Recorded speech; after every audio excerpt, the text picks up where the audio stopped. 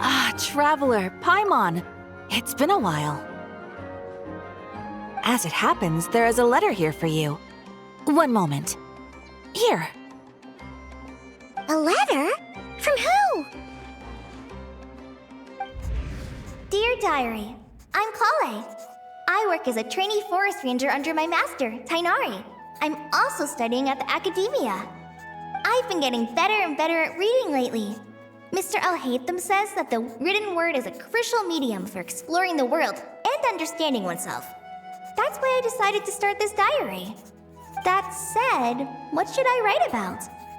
Things are pretty quiet in Sumeria these days. Life is good. Every day is a fulfilling and happy one. When I think back to the days when I suffered from Elazar, or way back to when I was injected with God remains, I'm in a much better place now. I hope it stays that way forever.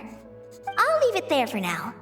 Master said he'll take me shopping in Sumeru City today, which is great, because I've been meaning to visit the toy seller at the Grand Bazaar for a while now. Kale, time to go. Yes, Master! Huh?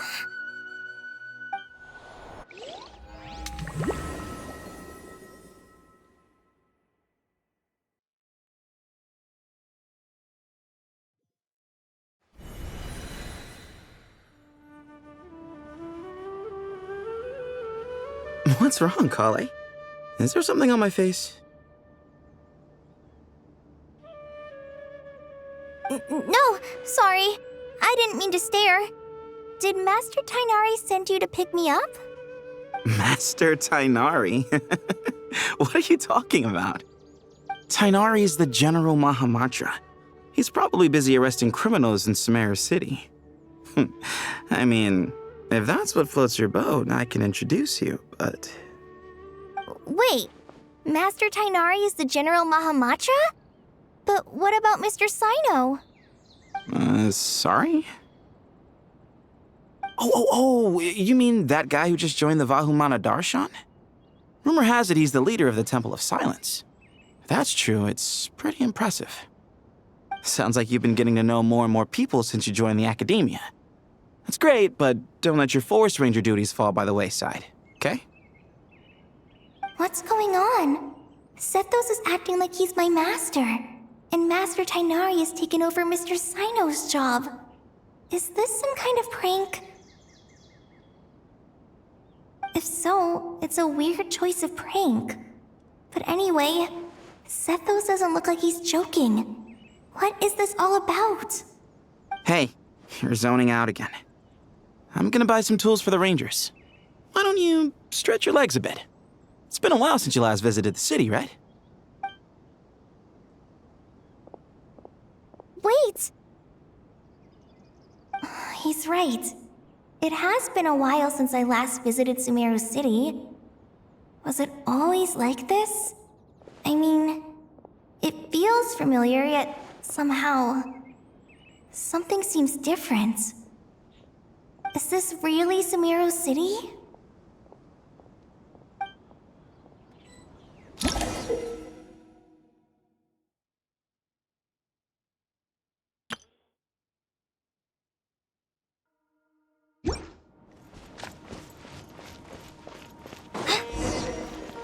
Hey, did you see who just walked by?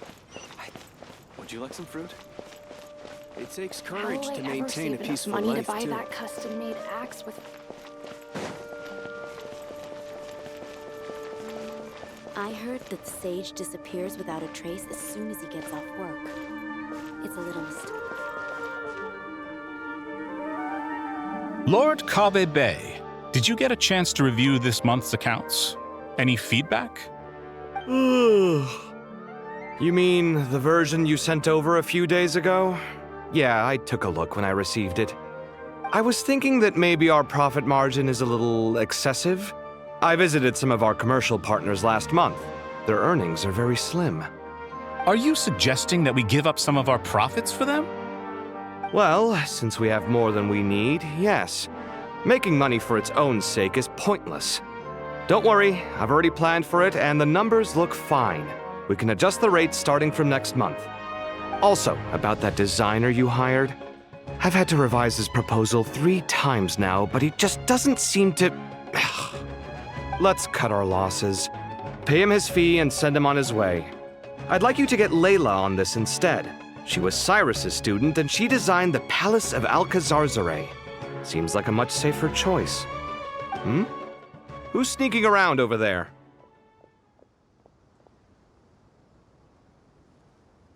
Mr. Cave? Do you recognize this person, sir? Yes, it's all right. We've met. This is Kale, Sethos' trainee. He brought her along the last time I went for drinks with him. What brings you to the city, Kale? Is your master here too? No, this is all wrong! Why is Mr. Cave saying that too? Tainari is my master, not Sethos. This can't be real. I have to ask someone else. There's gotta be someone else out there who still remembers the truth. Hey, wait! Don't run off! How strange. What's gotten into her today? It's like everyone switched places. I guess I'll keep looking around. Would you like a cup of coffee? Students are under so much pressure these... Lots of visitors today, I see. Welcome all. It's been a while. Hey, Rahman. You know that guy who sells face powder on Treasure Street? I haven't seen him around in a while. Any idea what happened to him? Oh, you mean a Hongar? Yeah, he got into a brawl with Shavirme on Treasure Street. He's been banned from setting up shop there for now. Seriously? Oh, well, that's a shame. I was planning to pick out some makeup for you. Oh, don't worry about it. The legendary Flame Mane discussing makeup with the Zubair Theater star dancer. Now there's something you don't see every day. Flame Mane? You know, I'm not actually sure when people started calling me that. Maybe the other Eremites thought I needed a fiercer title to scare people off? To be completely honest, I think the title would fit you better than me, Dia. You think? Can't say I've never imagined myself as a merc. If I ever give up the dancing, maybe I'll head to the desert and give the Eremite life a try. You would? Is that so strange? Oh, not at all. In fact, I've actually had similar thoughts before. If I ever get tired of sleeping out in the wild, I think I might go look for a job at the Zubair Theater. I've adored the dance of Sub-Zeros ever since the first time I saw you perform it. If the chance ever came up, I'd love to try it out on stage for myself. Really? If our manager Sataria heard you say that, she'd hold you to it.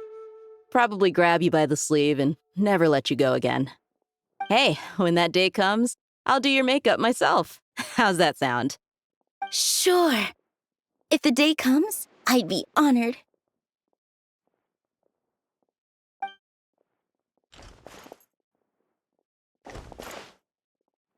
Everyone I know, everything I've ever known. Suddenly it's all a jumbled mess.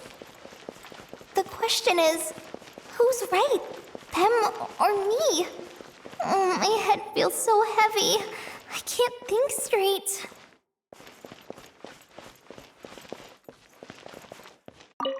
All right, not a single Mora short. That covers you for this month's rent. What a relief. I was worried the design fees I received this month wouldn't be enough. Well, next time, don't fret. Just let me know and I'll give you a few days' grace. We've known each other long enough for that. Anyway, how are you settling in? I couldn't help but notice that you're staying up late quite often. Yeah, I can't explain it. I just feel more inspired at night.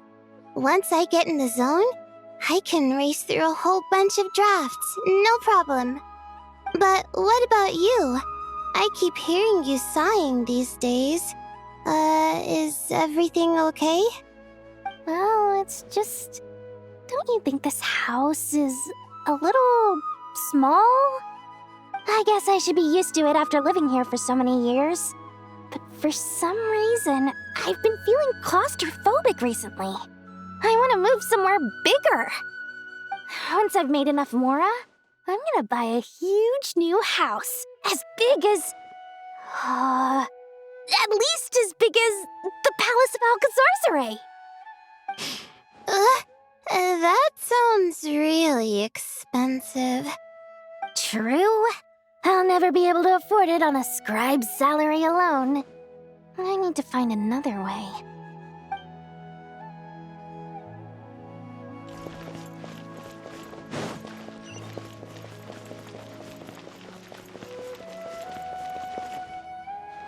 Mahamatra Tainari! We've apprehended the suspect. They say that the fool is prone to blind faith, but the wise man is not immune to it either. Suraj, do you have anything to say in your defense? Tainari, you were the one who turned the sages against me. Just a few words of caution from you was all it took to destroy my research. And now you're trying to stop me again? You should know that mechanical life is the future! We must cast aside our useless flesh and... That's enough. I'm not in the mood to listen to your lunacy. Anyone could tell you how amateur your work is. Karina, Ilias, put him somewhere safely out of the way. Yes, sir. Next on the agenda is... Master? What is it? Wait, did Professor Zahahati send you?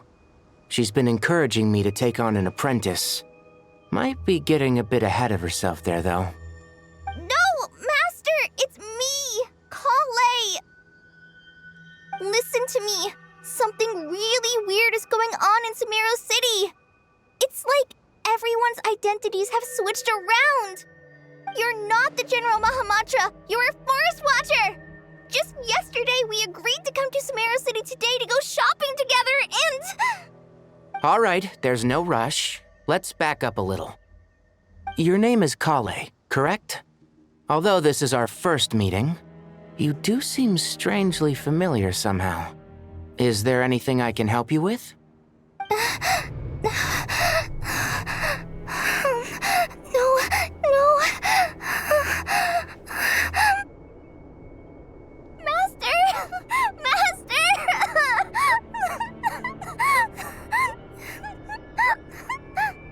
What is it?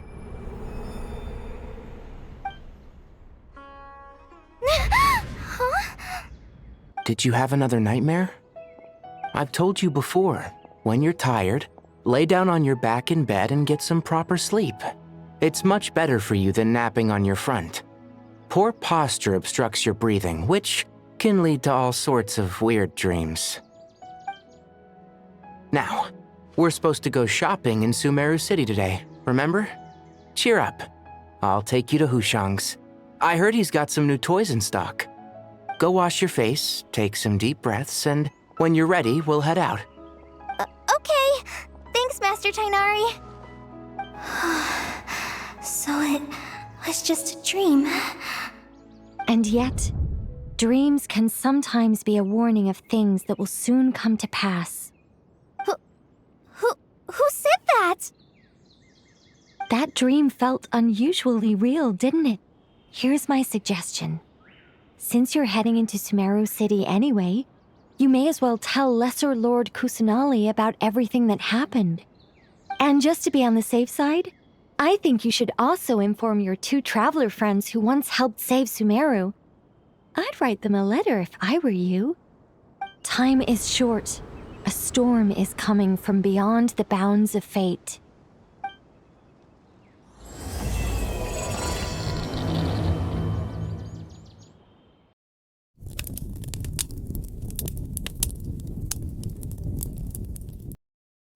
What a strange situation. No wonder Kale was in such a rush to write us a letter. Imagine waking up one day to find that everything around you has changed. You might not even recognize Paimon anymore. Oh, that's a scary thought. Let's get to Sumeru and find out what the heck is going on.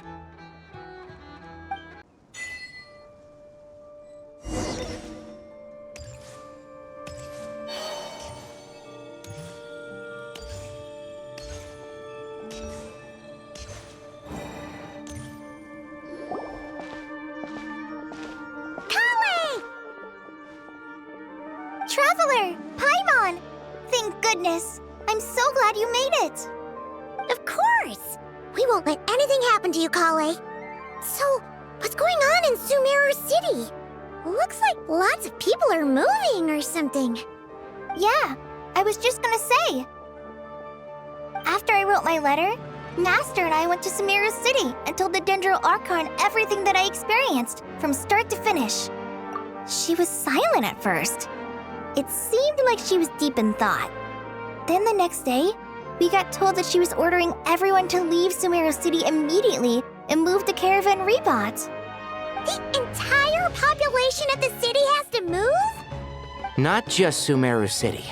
The evacuation also includes Lokapala Jungle, Avidia Forest, Ashavan Realm, and Ardravi Valley. Basically, everyone living in the rainforest must temporarily relocate to Caravan Rebot. Holy smokes! It's crazy! Yes, it's quite an operation. Even if people only bring the bare essentials, the scale is simply enormous. They've requisitioned almost all the Sumpter Beasts in Sumeru for the task, including the entirety of Dori's Sumpter Beast Park. The Dendro Archon said that what Kale experienced was not a dream, but a warning. After our meeting, she immediately summoned the 6 sages to analyze the situation and discuss countermeasures. They concluded that the events seen in the dream are very likely to become a reality, and that an unknown danger is rapidly approaching. Oh, please keep that to yourself. We don't want to cause widespread panic. The official reason they've given is a large-scale renovation of the rainforest ecosystem. People are skeptical, but there haven't been any major incidents. So far, at least. The Dendro Archon seemed really worried when we spoke to her. She said you can go visit her in the Sanctuary of Surasthana when you arrive. She also said she'd hold out until the very end. Tighnari? Kale? You got a minute? I need a hand here. One moment, I'll be right there. As a forest watcher, I've been tasked with assisting with the relocation work. There's a lot to be done, and they need all the help they can get. This will be the final group of evacuees from Sumeru City. While they're away from home, they'll be heavily reliant on outside help. Thank you for coming in our time of need. As you can see, another crisis is upon us. Excuse me, sorry to trouble you, but could you help an old man find his medicine? It's buried somewhere in my luggage. Where's my mom? Where did she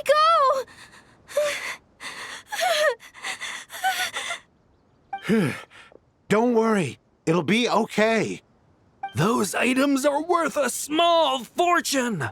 Make sure you store them somewhere safe. You understand? I bet you thought you'd get away with this in the chaos, huh? Guess again. No petty thief gets past me.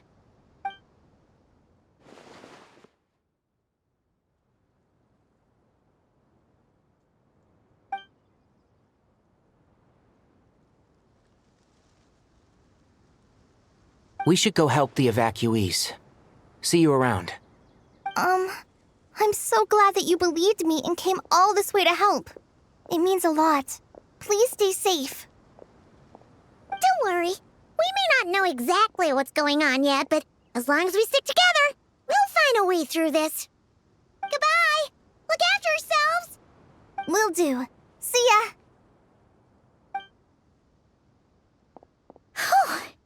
Paimon's not sure how she found the words to comfort Kale because, honestly, she's kind of nervous herself. Let's head to the Sanctuary of Surasthana and see Nahida.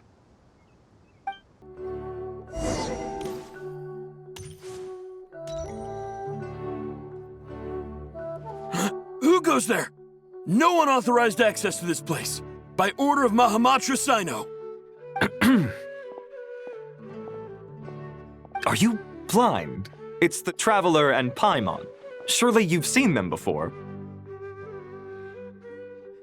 Huh? Oh, so it is.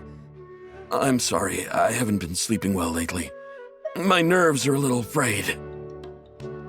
The Dendro Archon is in a very vulnerable state at the moment. Mahamatra Sino is concerned that our enemies might choose this moment to strike, so he's ordered us to strengthen our defenses. Just seeing you two again already puts our minds at ease. Please, enter. I'm sure everyone's expecting you.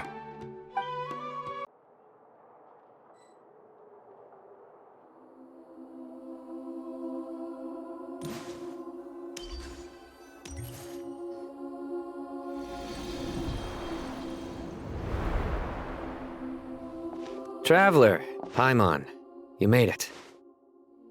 Aha! Perfect timing.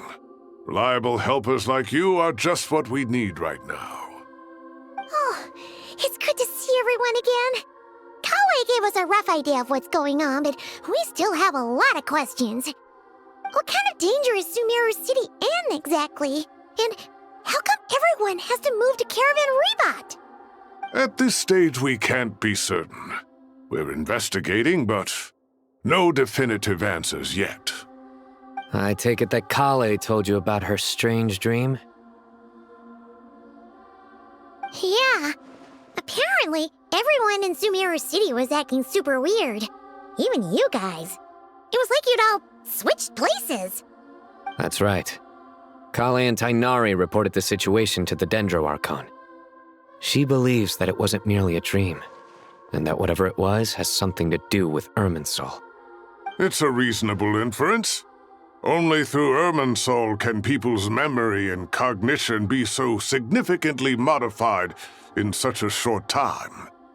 We don't know why Kale would dream of these things, nor who was trying to warn her. The Dendro Archon decided to connect to Irminsul to investigate more thoroughly. Irminsul is connected directly to the ley lines. The tree serves as a central hub where the ley lines converge, and its core function is to record and store the world's knowledge and memories. But something has gone awry, severely compromising the performance of this core function. Information is bottlenecking inside Irminsul, hampering the ley lines' flow. If this continues, new information will languish unrecorded, with existing records thrown into disarray. In short, the souls of the dead will be stranded, while the living have their sense of reality warped. In the long run, Kale's dream could well become a reality. And that's just the beginning. There's no telling what other nightmares could end up coming true.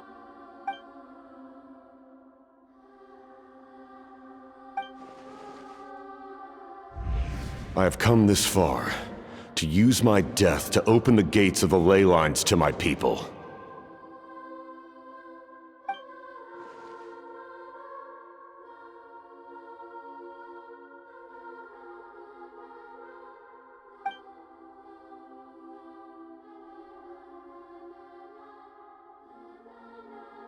Faced with a growing backlog of information, the Dendro Archon decided to connect herself directly to Irminsul and take over the recording and processing function herself. But it is an almost impossible task. Individual brains aren't equipped to deal with the sheer volume of knowledge and memories involved. All that information flooding in at once would instantly fry any human mind. And for God, even for a god, the suffering must be unimaginable. The Dendro Archon's power originates from Irminsul. Any issue with the tree itself takes a toll on her to begin with. On top of that, she's subjecting herself to the grueling task of processing all that data. It must be torture for her. And despite all of this, she is somehow finding the strength to investigate the Irminsul situation from within and send us her findings. I finished analyzing the latest data. Looks like our working theory was wrong. There's no signs of Irminsul having been attacked from the outside. So it's internal then? Some sort of disease, perhaps? No. I've spent half my life studying the ley lines. If Irminsul malfunctioned this easily, the world would have met its end long ago.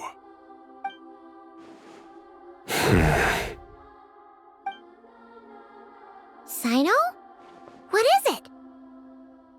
Not long ago, I got a tip from the Core of 30 that a large number of unidentified merchant caravans had recently been spotted entering Sumeru through Beta Harbor.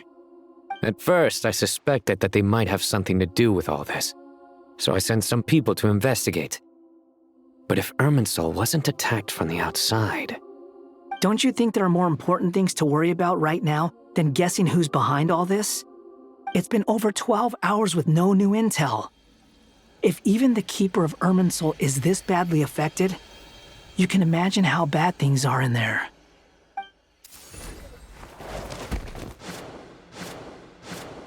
Dendro Archon.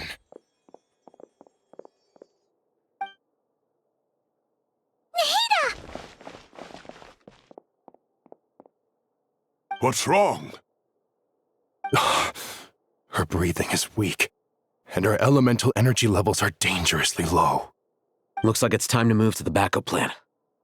What's the backup plan? Get out of the city and take the Dendro Archon with us. The entrance to Irminsul is directly beneath the sanctuary of Surasthana. That means this is ground zero if anything goes wrong. The Dendro Archon has a very strong connection to Irminsul.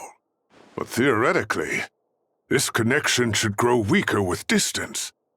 Under normal circumstances, she can unleash her full power here. But with Irminsul out of control, our first priority is to get her away from here. The situation is critical. There's no time to deliberate. Everyone in agreement? I'll deal with it. I'll also let the Matra and the Core of 30 know to start evacuating.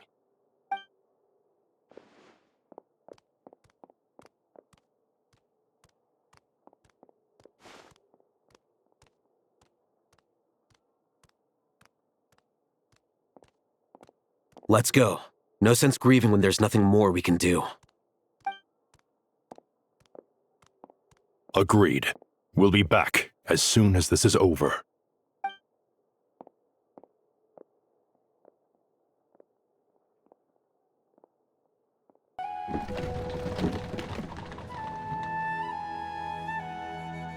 The last group of civilians has been safely evacuated. Dendro Archon's carriage will travel with them. Sino and Hat Guy will protect the convoy.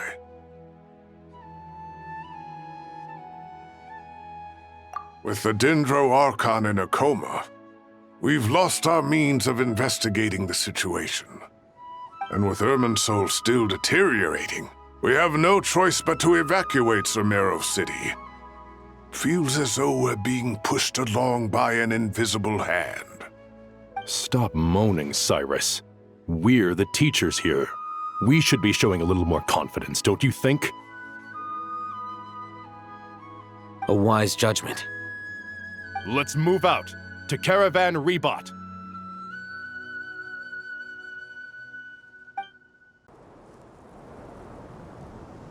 Sir, all units are in position. Good. Everything is going to plan. Interfering with Sumeru City is a necessary step, so do not hesitate. The Irminsul situation will not harm you. We need to speed things up here, too. We don't want to keep our client waiting, do we? No, sir. You have my word. Everything will be completed on schedule.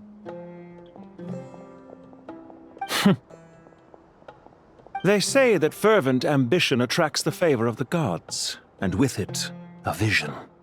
But we appear to be the exception. So, is our ambition not strong enough?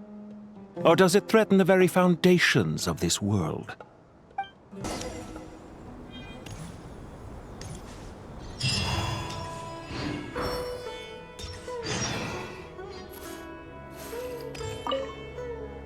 So, can I assume that this period of time away won't count as part of the rental period?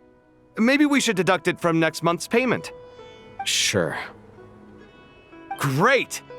Wait, why are you suddenly being so reasonable? What's the catch? I'm always reasonable with rental payments. Like the time I refused to let you use that wine you brought home as collateral. That was a perfectly fair request, and you know it! Everyone runs low on funds now and then, don't they? And that bottle of wine wasn't cheap. You ought to be thanking me. Anyway, Sumeru City should be empty by now, right? With no one at home, I've been worried about security. I'm worried about burglars. What would they steal? That new scroll you bought? Ah!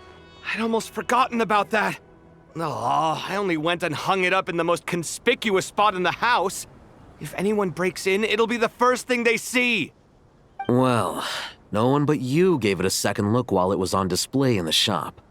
I doubt anyone would go out of their way to steal it. You say that, but what if there's a thief out there who shares my aesthetic tastes? Then you can only hope he shares your taste in expensive wine as well. Always worth having some collateral. You!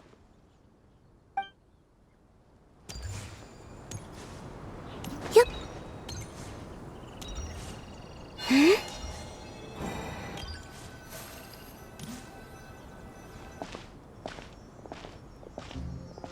How is the Dendro Archon? Her breathing is steady. I prepared some therapeutic incense for her, but it hasn't had much effect. Her vitals are still very weak. Based on the information you've provided, I have a working hypothesis. Her condition is partly due to Irminsul's influence, and partly due to a physiological imbalance caused by the rapid depletion of her power. Elemental energy usually flows through the body at a relatively constant rate. The body grows accustomed to this rhythm, so when it's thrown out of balance, physical symptoms will appear. Is this similar to the ley lines? Overloading and withering both directly affect their vitality, potentially causing irreversible damage. Correct. From a biological perspective, if you overexert yourself, you pay the price with your life. The Dendro Archon is not only drained of power, but her life force is at a critically low level. Is there any way to restore her health? I know the ley lines have strong self-healing abilities. As long as any blockages or pollutions are dealt with, they can quickly regain their vitality. But what about people? Well, gods. What's their capacity for self-healing? Before we think about that, there's a bigger predicament to resolve. Restoring the Dendro Archon's power requires us to heal Irminsul first. But that will be extremely difficult without the Dendro Archon's power. Paimon's already getting lost here.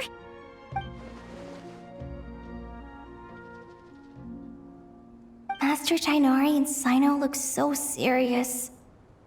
I've not heard Master speak in this tone for a long time. Tighnari.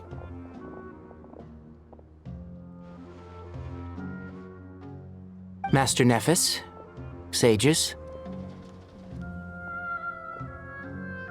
Tighnari, haven't seen you in ages.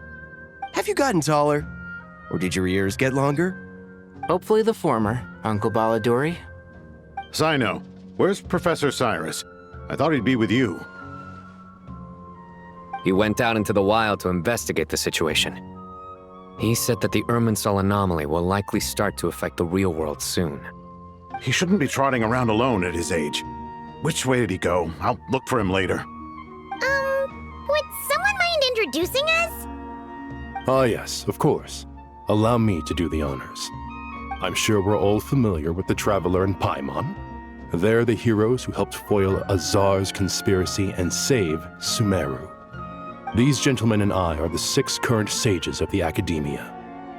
Balduri and I are part of the Old Guard, while the other 4 took office after Azar and his clique fell from power. We have Sage Alkindi of the Spontamad Darshan, Sage Farnas of Kasharawar, Rataoist Sage Shakir, and finally Haravatat Sage Rusht. Nice to meet you all! I've heard much about you. Delighted to finally meet you in person. You're younger than I imagined for someone with the power to stand up to fate itself. Thank you for lending your aid to Sumeru once more. Once we're on the other side of this, could we get a photo together? My daughter has a friend named Isak. He's always talking about you two. Of course! No true hero would deny a child their wish. Back to business. So with the Dendro Archon currently in a coma, the people have taken temporary refuge at Caravan Rebat, but they cannot stay here forever. We need to come up with a plan as soon as possible. Farnas, any thoughts? Well, firstly, having reviewed the data, I'm inclined to agree with your assessment. This doesn't look like an attack on Irminsul from the outside. Rather, it resembles a malfunctioning machine. Calculations going haywire and sparks flying.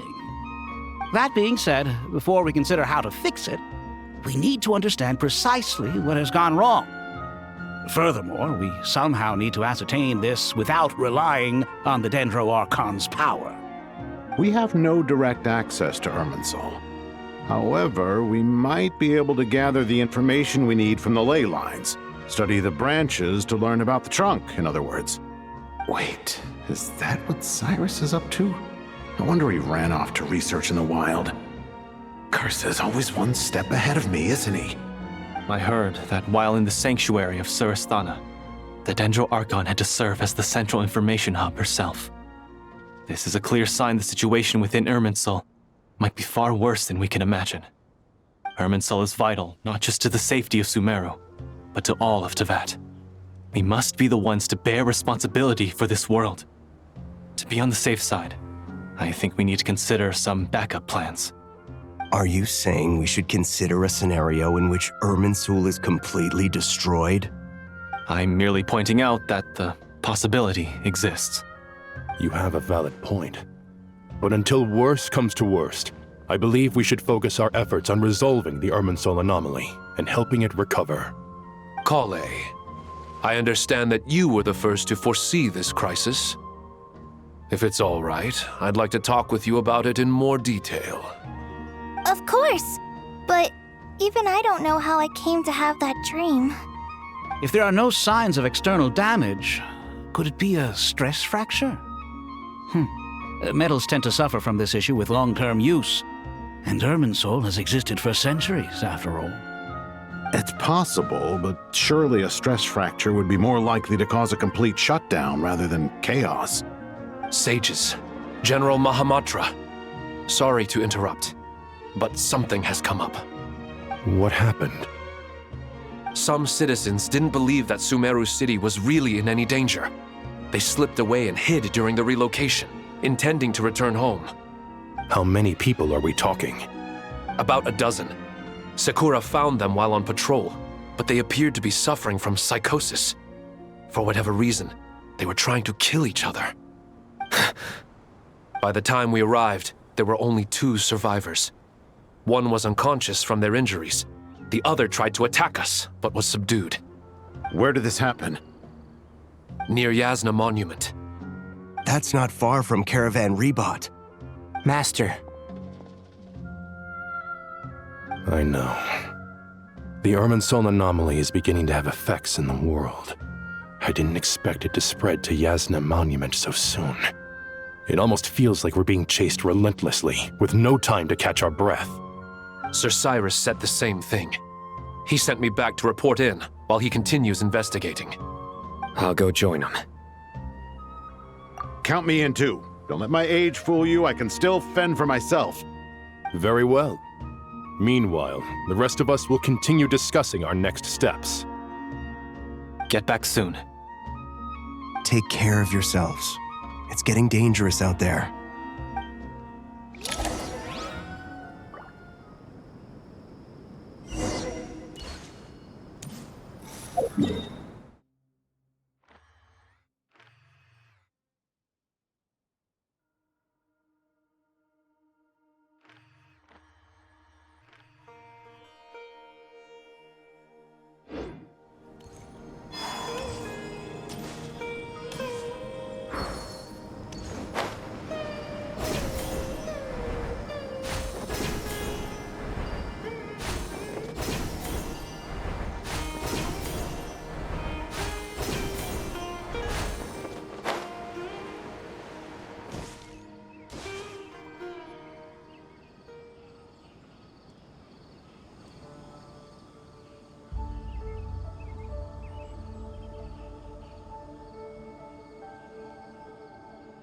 Please, don't go any further.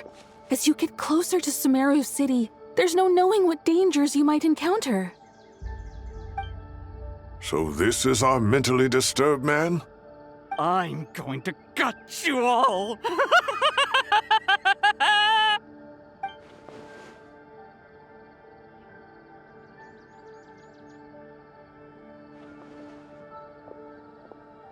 Cyrus, you didn't even bring a single guard? Do you think you're some sort of warrior? It's fine. Come here and look at this. Oh, it's... That's right. Flowers that bloom from openings in the ley lines, indicating some sort of anomaly. I don't believe I've ever seen a color like this before. Did you discover it nearby? Not just here. Way over there, too. They're everywhere. There's even more in that direction. How did you ascertain the situation further ahead? Didn't you just say that we can't go beyond this point? Yes. This area is relatively safe so far, but if you continue forward, delusions will start afflicting your mind. However, some vision-bearing mercenaries were able to maintain their sanity a little better. They're the ones who brought back news from further afield. Sino, do you remember the class I taught on dissecting ley line blossoms? I do, Professor. I received full marks in that course. Good. After all these years, it's time to put that knowledge into practice. There must be anomalous information hidden within these blossoms. Alkindi, I'll need your help as well. Been a while since we worked on a project together, hasn't it? Sure has. Well, what are we waiting for? Let's get to work. Anything we can do to help?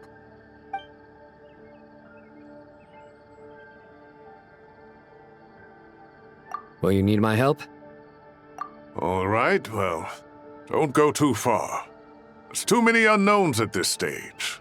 Let's regroup at Caravan Rebot later. Don't worry if you don't show up. I'll come and find you.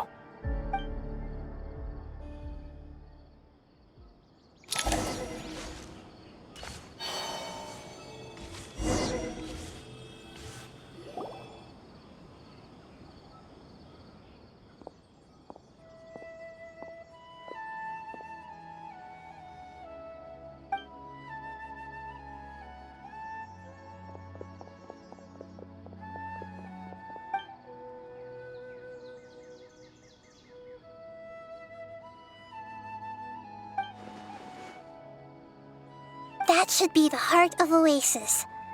All we need to do is light it with the fire seed, and it'll restore a pep with elemental power. The damage it suffered internally will also slowly begin to heal.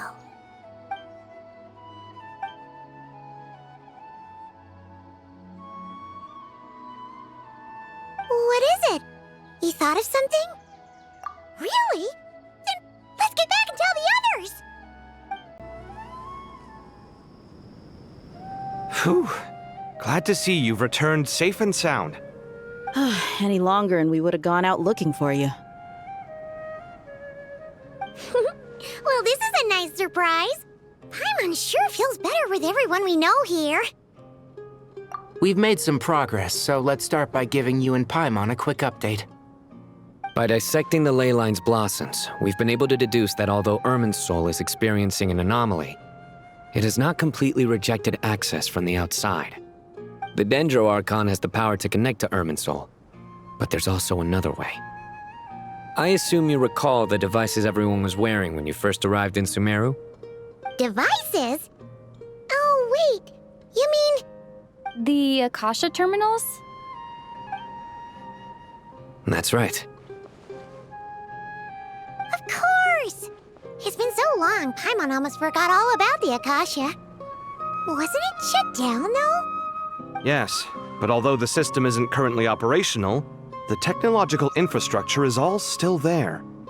And it turns out that a certain someone gets so bored at work that he's actually read through every single one of the instruction manuals. No prizes for guessing who that was. If praising others is that embarrassing for you, you can simply spare yourself the ordeal. As much as it pains me to say anything nice about him, there's no denying his intelligence. He rarely forgets anything he's read. The Akasha is exactly what Sumeru needs at this moment. Between us, we should have all the knowledge and expertise we need to get it up and running again. But if I recall correctly, doesn't the Akasha need a gnosis to function? That's exactly right. The Akasha relies on the Gnosis as a power source, and in its absence, we'll need to find an alternative. To tackle this problem, it looks like we'll be relocating once again. Namely, to the Temple of Silence. Ring any bells? It's the only major institution in Sumeru dedicated to preserving the knowledge of King Deshret's civilization. You might find the answers you're looking for hiding there. I agree. There's a good chance. Master Nephis and the other sages have discussed it. As the chaos from Irminsul continues to spread, Caravan Rebot won't be a safe haven for much longer. We have to move into the desert next. The scholars and sages will head to the Temple of Silence, while the civilian population seeks refuge in Aru village. The Eremites will keep everyone safe during the journey, and Candace will be there to receive us at the village. This leaves us just one thing to worry about. That Dendro Archon. She's very weak. We can't afford to wait until Irminsul is fixed. There has to be another way to help her. Huh. Well, luckily, the Traveler had a eureka moment while we were out investigating. Really? Wow, nice one, Traveler. Let's hear it. What say our Amorta experts? Theoretically, it's feasible. From what you're saying, although elemental life and elemental energy have their differences, the Dendro Archon has explicitly stated that she can imitate the power of the former. In which case, as long as a Pep is willing, she should be able to convert her own power into a form that the Archon can use. It wouldn't be difficult for her at all. The only problem is convincing her to help. Yeah! Even though she wasn't exactly friendly the last time we met, she didn't refuse to talk with us. When she realizes the danger that Nahida is in, surely she won't turn a blind eye to it. Well, hopefully not. Either way, we're not exactly spoiled for choice here. Hey, it's better than having no options at all. I agree. Without Irminsul's aid, the legendary Dendro Dragon Apep may well be the only living thing in Sumeru who can help our Archon recover her power. There's no time to lose. I'll bring this proposal to Master right away. If he and the other sages agree, we'll split into 3 teams. The academics will go to the Temple of Silence to look for a solution to the Akasha problem. The Eremites will escort the civilians safely to Aru village, and the Traveler and Paimon will take the Dendro Archon to see Apep. There's still a long road ahead, and no knowing if we'll make it. But at least we have a direction now. I'll take it over floundering around in confusion. If there are no objections, then let's proceed. But before we adjourn, I would like to leave you all with some parting words. No matter the distance between us, there will always be an invisible force tying us together. May the bonds forged in the past shine bright like stars and open a new path before our feet. Huh. Is that from King of Invocations? No. This one's from King of Invocations, the sequel. What's the difference? The sequel's much cooler. Couldn't agree more. Well, it was very apropos. Once this is all over, I'll give everyone a copy of King of Invocations and the sequel to show my gratitude. Come on, let's get moving.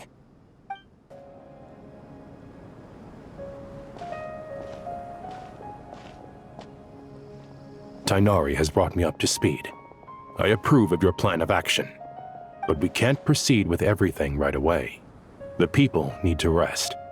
For many of them, this will be their first time in the desert, so we'll need to find additional personnel to help escort them. You two, please go on ahead with the Dendro Archon. Let's rendezvous at the Temple of Silence later. No problem. We got this. Words can't express my gratitude, so let me just say, I hope everything goes smoothly for all of us. Goodbye for now. All right, let's get going. If Paimon remembers correctly, the last time we saw a Pep was in... Traveler, Paimon. Could I borrow you guys for a moment? It'll only take a second. Kale, what's the matter? Well, the thing is... Master Tainari once told me, after you raise a problem, you should think about how to resolve it. But ever since I had that dream, I feel like I haven't been of any help at all. I tried my best to keep up with the conversation, but there was so much new information, I couldn't take it all in. So, I just wanted to ask, do you have any tips for me there? Paimon knows exactly how you feel. But fear not, everything you need to know is right here in Paimon's notes. Sumeru chapter! It's got tons of info about all the things we've seen and heard on our adventures. Some parts are a little simplified, but hopefully it all makes sense. You see? Being the greatest guide in Tibet isn't just a fancy title. It takes a lot of hard work. Paimon doesn't always understand the things you're talking about with other people. Whenever that happens, she notes down the confusing parts and goes over them in her own time. This is perfect. Could I borrow it? Sure. Matter of fact, you can keep it if you want. Paimon has another copy. The spare copy was originally meant for the traveler. Paimon used to worry that one day she might not need a guide anymore, so she wanted to have a gift for her, in case we ever parted ways. But it doesn't seem so necessary nowadays. We have so many more places to see together. One copy will be enough for both of us. Thank you so much. But still, these are your treasured memories. I think I'll make my own copy and then return the original to you. Anyway, that was all. I won't keep you any longer. Have a safe trip. See you again soon. See ya! Alright, time to bring the Hida to see a Pep. Let's hope that old grouch is in a negotiating mood. Hey, here's a thought. If we brought Nervalet along, do you think he could help us persuade a Pep to help? Actually, never mind. In a Pep size, Nervalet's probably one of those dragons who's grown too close to humankind. They might end up fighting for all we know.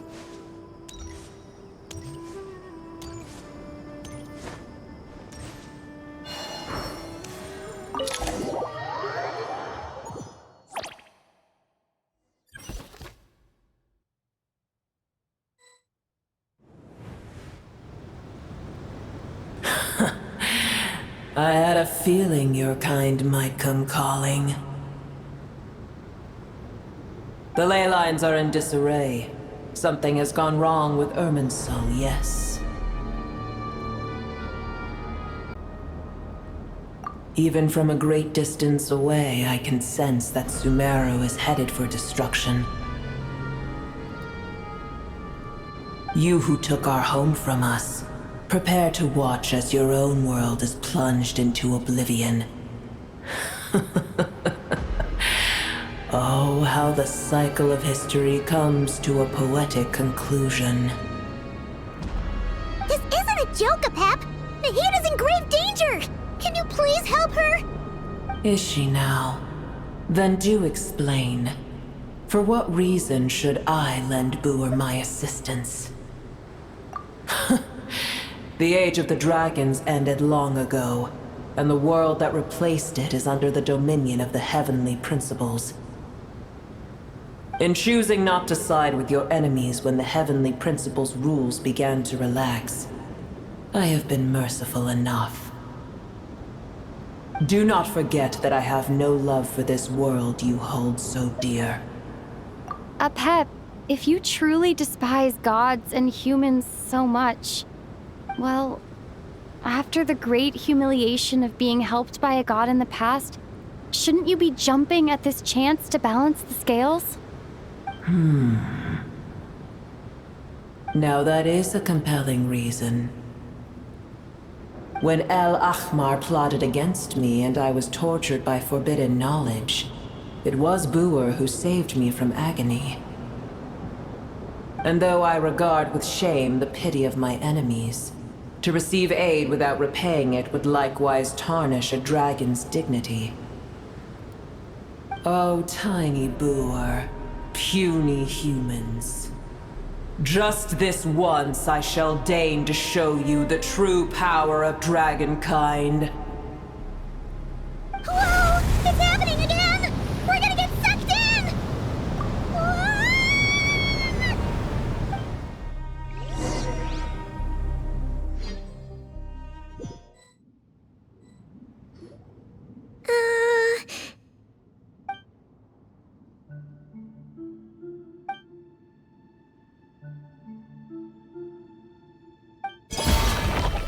It is done.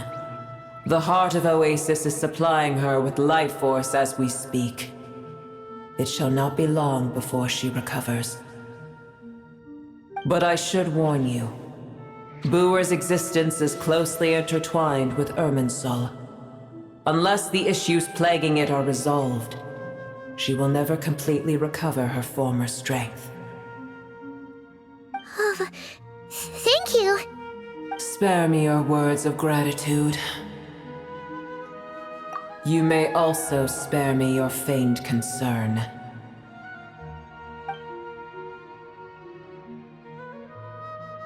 A dragon's sovereign's power is far greater than you can imagine. While I was indeed weakened when the heart of Oasis ran dry, providing Tiny Booer with a morsel of my life force shall have little consequence for me. Oh, good to hear.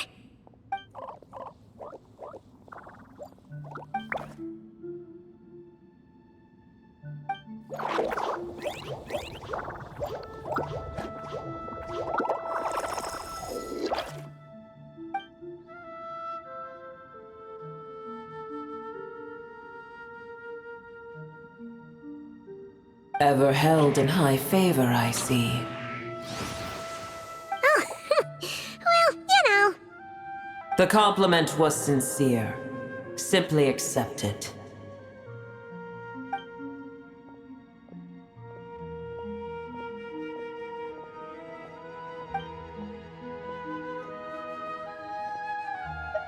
I did once. That tree was not planted by the heavenly principles. Irminsul existed before they ever arrived in Tevat. What?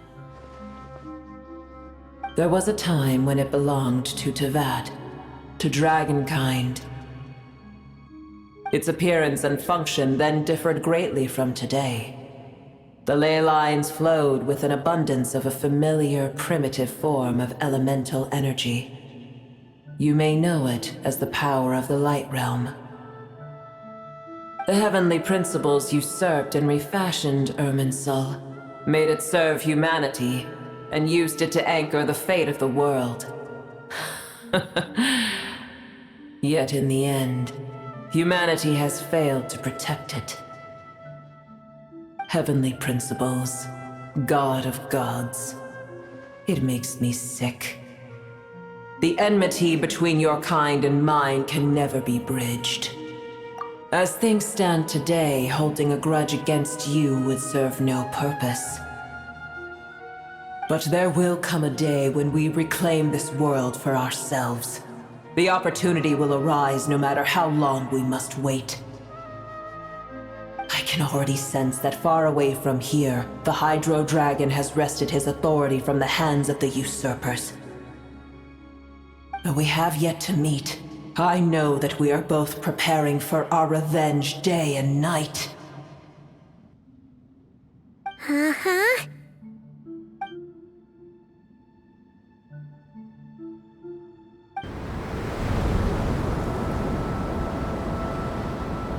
I hear a great disturbance out there.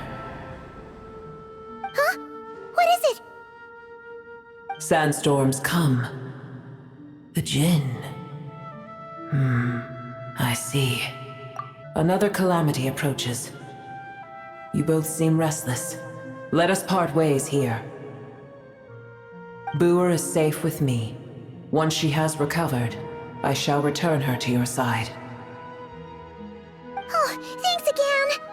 Take care, all right? I told you already I have no need of your feigned concern.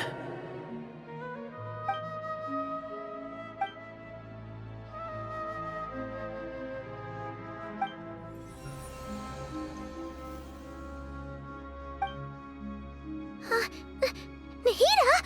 You're awake! Are you okay? Cease your interrogation. Yes, she awoke for a brief moment, but she has now lost consciousness again. Take it. We shall talk more at another time.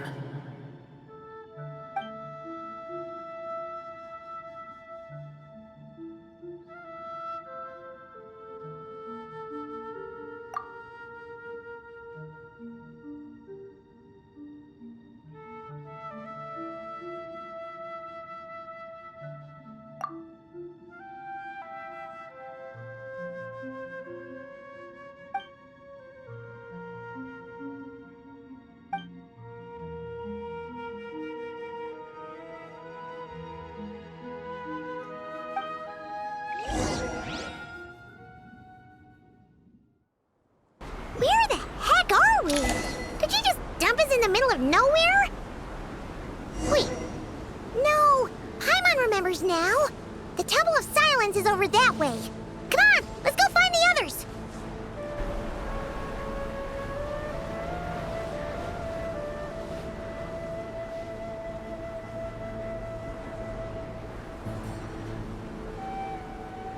There's no need for everyone to stay here. I'll protect the sages. The rest of you, return to Aru village. Yes, Mahamatra Sino.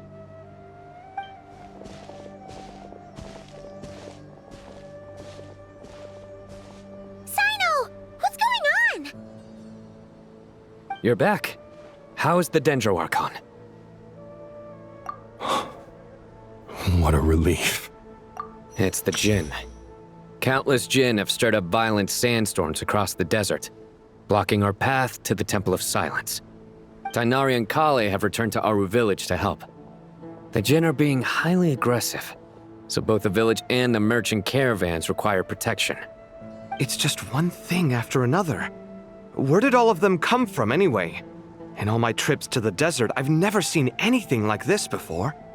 As I see it, the only possible candidate is Gurabad. Gurabad? Baladuri could explain in more detail if he were here. All I know is a rumor I've heard about from previous trips to the desert.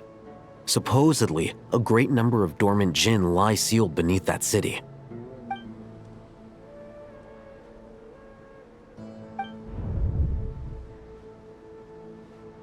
Gurabad is, for me, a fated land. I must therefore return back to this city, where my destiny awaits me still. My master, I am sorry that I couldn't stay by your side for long, and that I could not have more time to get familiar with you. Lilipar.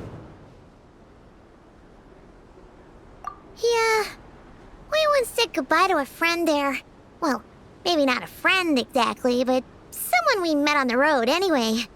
She was a strange bottle. If we can find a way to wake her up, maybe she can help solve the situation in Gurabad. Well, be careful. You may find there's more than just the Jinn to worry about. You mean, there are other dangers in Gurabad? It's a sensible assumption to make. The moment we arrived in Caravan Rebad, the Irminsul anomaly started spreading in that direction. Now we've moved to the desert, and suddenly we're plagued by Jinn and sandstorms. To call it a coincidence would be a stretch. Don't worry, we've gotten a lot stronger since our last stint in Sumeru.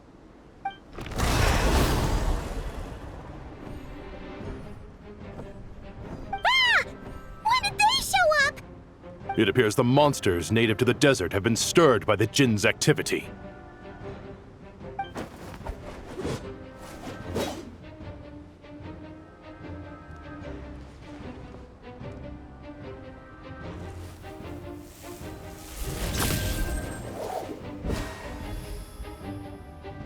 You should get going.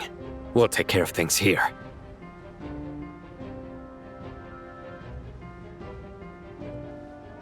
You too. Don't do anything too risky. You got it?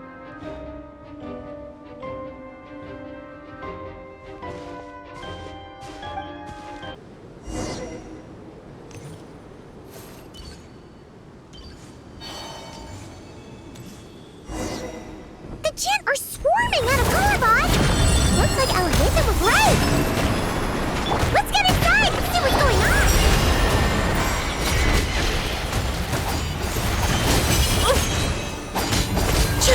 Like the dust!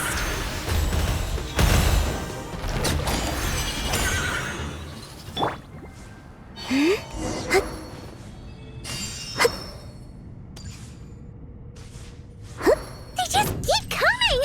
How many of these things are there? We'll never take them all out! Let's just head further inside for now!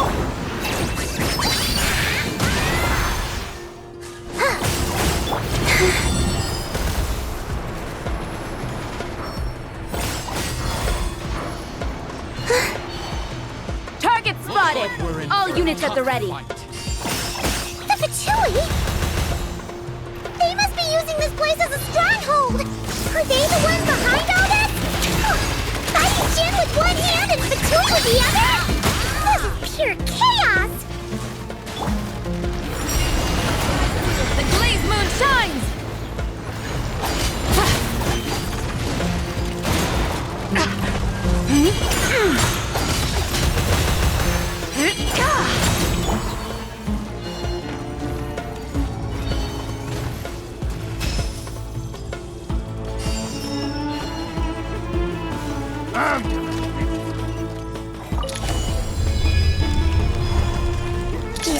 strange machine? Paimon has a sneaking suspicion that that's the thing wrecking Gurabad and setting all those dangerous Jinn free! The target has reached the core zone. Requesting backup. Repeat, requesting backup. Backup en route! Stop her at all costs! Careful! They're back again!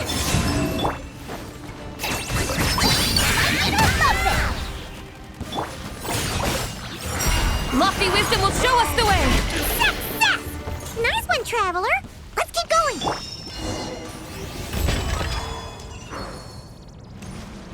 A moonlit night for all. Surge. You got this! Come say hi! Coming in fast!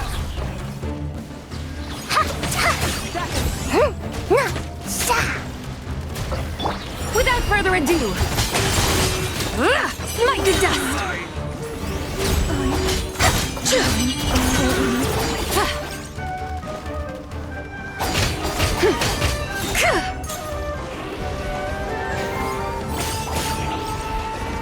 Fire rate maximum. Wayne. Go get him, Aiden. Go, Lumi!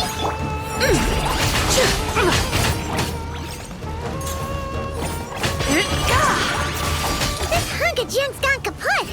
Yeah, we can finally... It seems my subordinates failed to stop you in your tracks. Apologies, sir. There is no need to apologize. You did well to hold your ground against such a powerful adversary for as long as you did. I must commend your courage and perseverance. So, you're in charge here, huh? First the problems with Irminsul, now this mess in Gurabad? Are you the ones responsible for all this? I'm afraid I cannot answer that. I assume you aren't naive enough to expect answers from an enemy. Oh, this guy is so snooty! However you want to spin it, you're clearly involved in this somehow. So you can either start talking, or we'll have to make you talk. Let's get him! Traveler, what's wrong?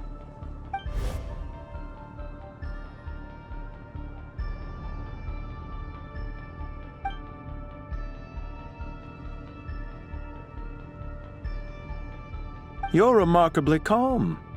Some would act more rashly upon finding the ringleader all alone.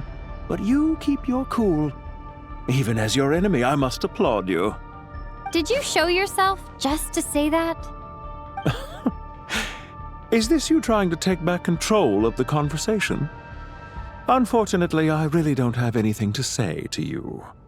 I am here merely to indulge my own curiosity. Your names are well known among the Fatui. Naturally, I wanted to observe you up close while I had the chance. Hey! Don't treat us like we're some kind of exotic animals in a zoo! Oh, I wouldn't dream of it. You seem rather predisposed to misunderstand me. I'm quite aware that you are both heroes of great renown. You have resolved crises in many nations and won countless allies along the way. I've been following your adventures with great admiration. My only regret is that the trajectory of your journey conflicts with our goals. What do you mean, admiration? Sorry, but that sounds pretty weird coming from you. I don't see why. We may happen to occupy opposing sides, but there is no cause for deep-seated enmity between us. To respect one's enemy is to respect oneself. Well, now that you're observing us up close, what do you see? I've observed as keenly as I can.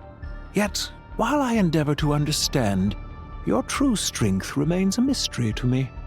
Violence is not my area of expertise either, so, you see, I would much rather converse with you like this than determine a victor with the edge of a blade. Besides, I've heard that even 3 moons in the sky fail to eclipse your brilliance. I know better than to bite off more than I can chew. 3 moons? So, you have a connection with the Harbinger, the Doctor. Well deduced. Our commander, Dottore, died in Nod-Krai, but there are things that do not end with his departure. We must... Look at me. I almost divulged more than I should have. after? Revenge for Dottore? Or are you plotting something else? I've said quite enough, I believe. There's no point in continuing this conversation, except to say, I've noticed that you seem to know your way around here quite well.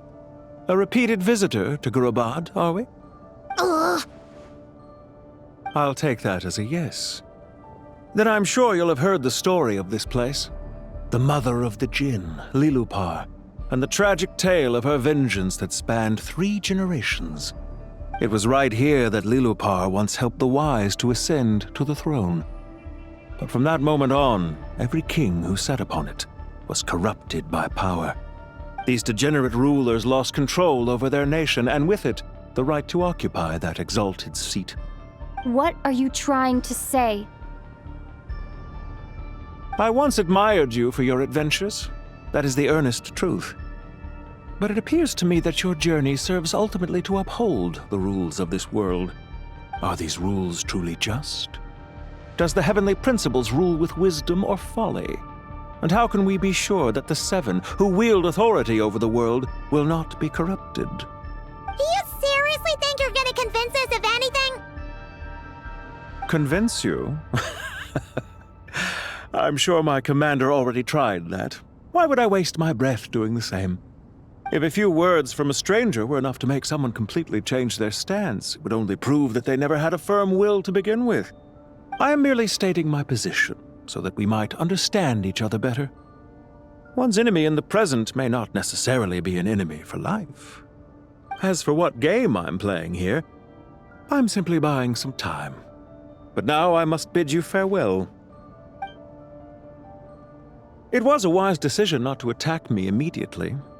Since you did not fall for my ambush, I will now have to ask those in hiding to reveal themselves. Leave this to us, sir. Very well. I trust you to do what is necessary. Stall her while I execute the next step of the plan. Sumeru City, Irminsul. Hey! Stop right there! Don't you dare leave without explaining yourself! All units, stop them! Protect the commander! Did you hear that? He mentioned Sumeru City and Irminsul! He definitely knows something! We can't let him get away! Get rid of these pesky soldiers, quick! Oh, the dog! You got The sky's clear. The rear guard's to the front. Don't let them through. Get that thing in position! Hold on! Just a little longer!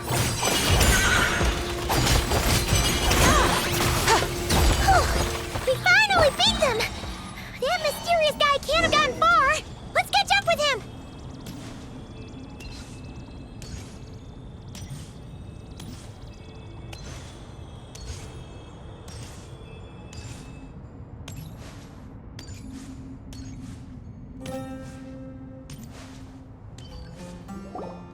Found him! Over here! You're very persistent. Hey, you! Stop running and explain yourself! What are you trying to...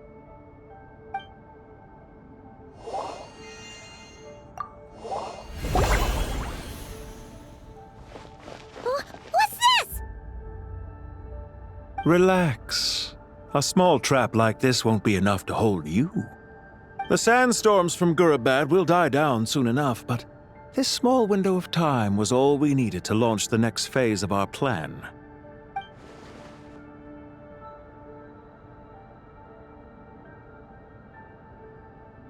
Don't be discouraged. I knew that someone would come here eventually, so I planned ahead. Where to chat with you, which door to exit from, even which mechanism to wait by for you. I thought through every detail. You, meanwhile, know nothing of who I am. So far, you've only heard my voice, and for all you know, it may not even be real. But not to worry. This is only our first meeting. It shan't be our last. Just answer me one last question. Why do you continue to follow Dottore? He has conducted countless cruel experiments, even on his subordinates. Follow isn't quite the right word. Let's just say even those you see as villains have their friends, even if they aren't the most sincere of friendships. When any set of rules is established, there will be those who benefit and those who lose out. People will do anything to justify what they have gained or escape from the hardship imposed upon them. Neither he nor I are tolerated by the rules of this world. We were both searching for a new order. Our ideas of the final form that should take may have differed, but our journeys took a shared path. Goodbye, Traveler and Paimon. I wish you a timely escape, albeit not too soon. I will need a little more time to prepare, after all. Hey! Come back! Wait, this dark wall. We've seen these on our adventures before. It swallows people up! Oh, I'm sorry. She shouldn't have jumped the gun! Oh, okay. He may have fooled us this time, but we'll get him back!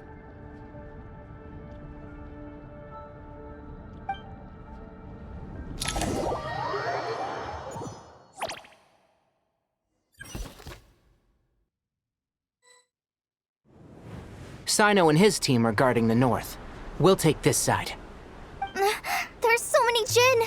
We can't let them get into Aru Village. Don't fret. I am well prepared for this situation. Huh. So you have a solution?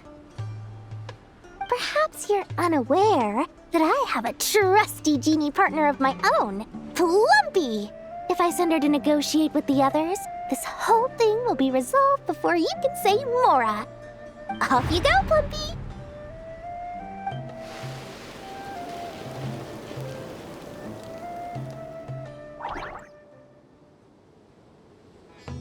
Come on, what's the holdup?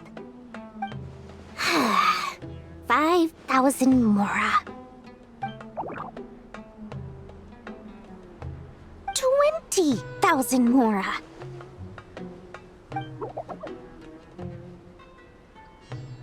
100,000 Mora. Final offer.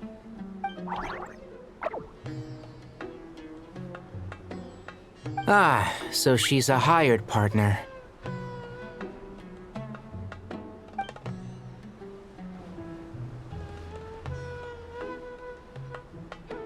Hired partners are reliable too. Plumpy here is a highly skilled negotiator. You'll see. Just a few words from her and...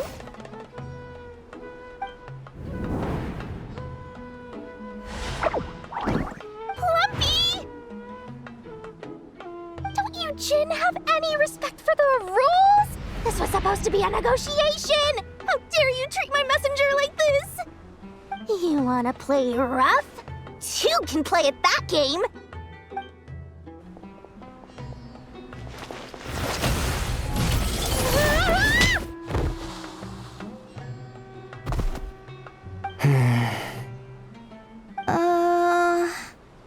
Looks like it's up to us now. Be careful, Kale. Yes, Master.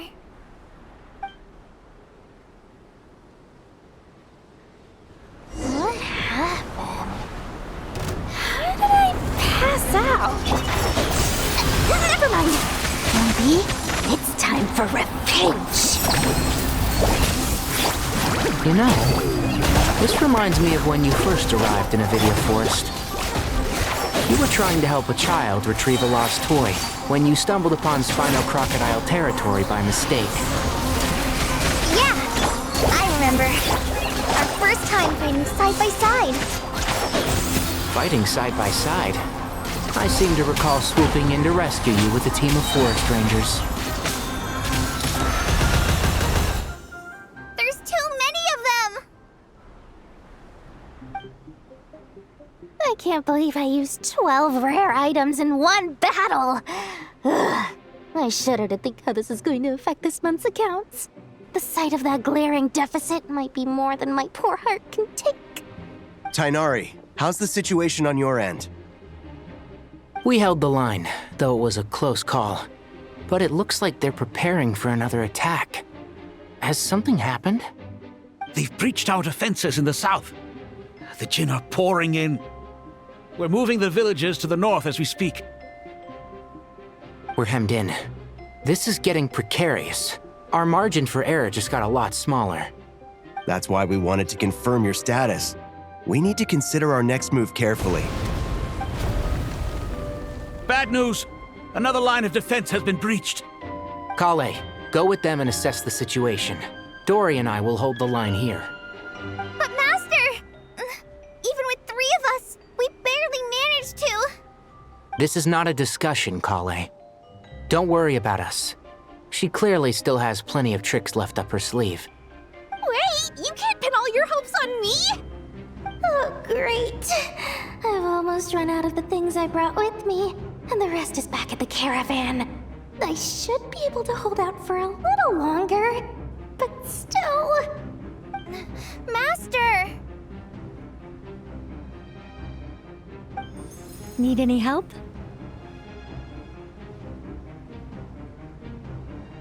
Huh? What is it, Kale? If things continue like this, it won't be long before Aru village is overrun by Jinn, and the sandstorms are sure to follow in their wake. I do have a plan, but I can't guarantee it will work. I don't care. Whoever you are, please just help us. The only one who can help is you. I am merely here to guide you along the correct path. I am a spirit created at the beginning. I am a flickering illusion. I am the shimmering light that flows from the eyes of the Creator. What do you mean?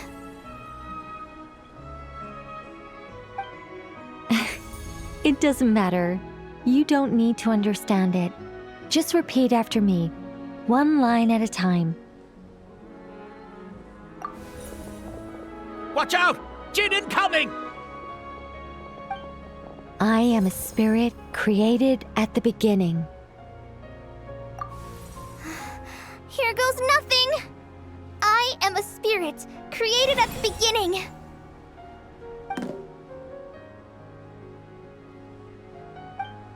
I am a flickering illusion. I am a flickering illusion.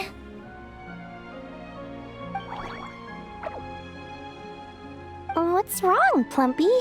I've never seen you so agitated before. But how do you... Do you know what Kale is reciting? I am the shimmering light that flows from the eyes of the Creator.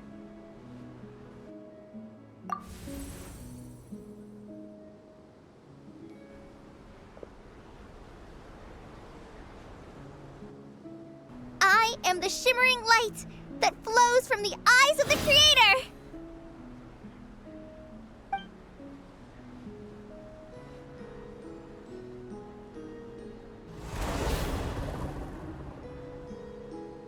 It's a song composed by the goddess of flowers, but very few records of it remain, even in historical texts. All we have is a few fragments. Is Kale an avid historian? Not to my knowledge. The Jinn have actually quieted down. Although... no, it's more than that. It looks like they're showing... submission. Clearly the songs left by the goddess of flowers have a soothing effect on them. At the very least, they're much calmer now. Really? Let me try. I am a spirit created at the beginning.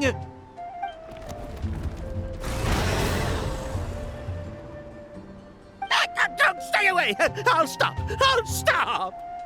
It seems like the song only works when Kale recites it. But why? Kale.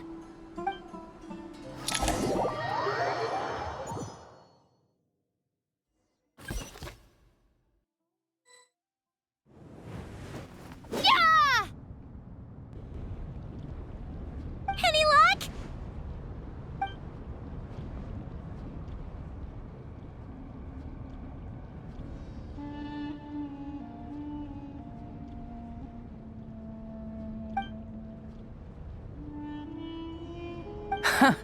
When I heard that loud rumbling in the distance, I thought the shifting sands had bust open the gates to some ancient treasure vault. Turns out it was just you guys. Huh? Wait, that sounds like... It's been a long while. Did you miss me?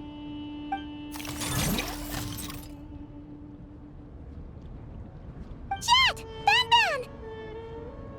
Let's save the catching up for later. First, I gotta get you guys out of there. This should be the right mechanism.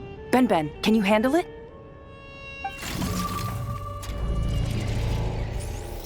There we go. Come on, let's leave this place.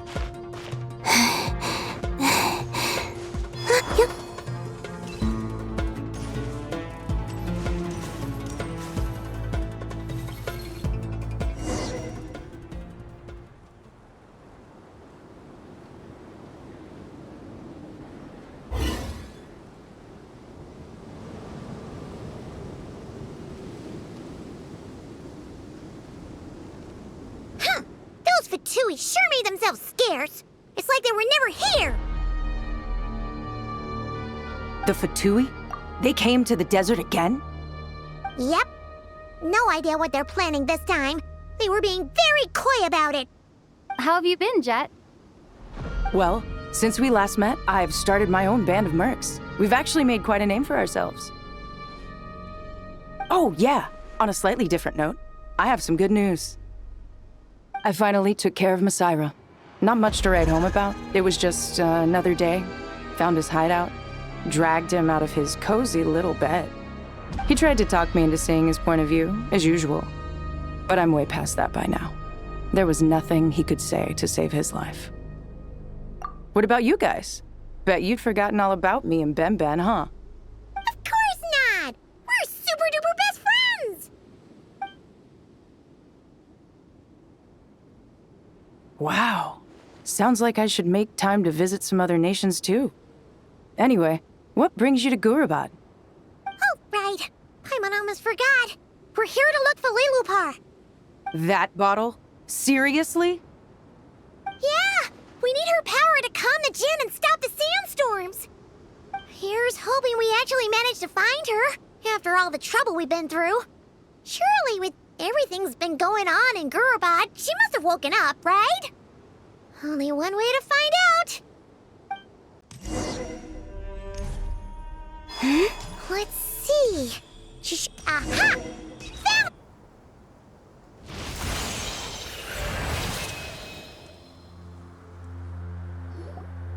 Lilupar!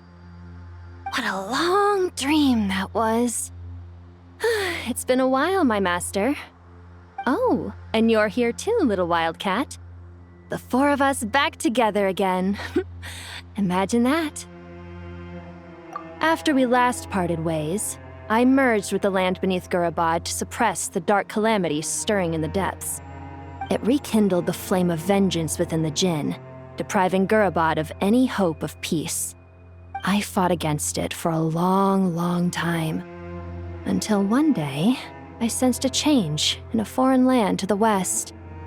Suddenly, the pitch-black abyss fell silent.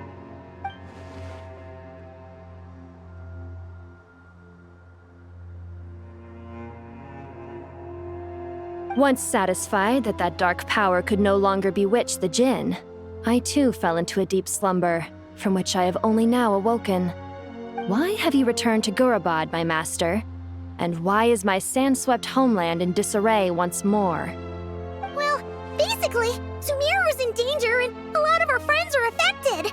Some bad guys messed around with Irminsul and now they've released the Jinn in here. We managed to chase off the culprits, but we have no idea how to seal this place back up and stop the sandstorms. Child's play. I shall quell the Jinn and scatter the storms. Thank you, Lilupar. No need to thank me, my master. I have granted many wishes in my time, and this was the most trivial of them all.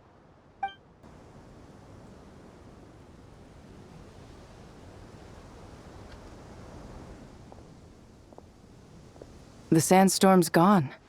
The sun shines bright again. When I said that we'd meet again under a lovelier sun, this was exactly how I imagined it. Yay! Although, honestly, Paimon would love to hang out with you more, even if the weather sucked. Well, there shouldn't be any more gin breaking out, right? Are we okay to head back? Sounds good. You can introduce us to your other friends. Another adventure begins. Lovely. The storms have stopped! We should be able to get to the Temple of Silence without any problems now.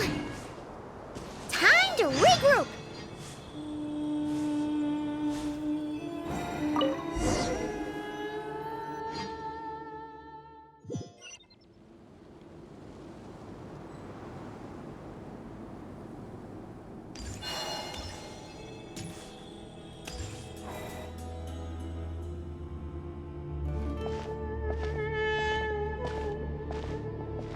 So, this is the Temple of Silence.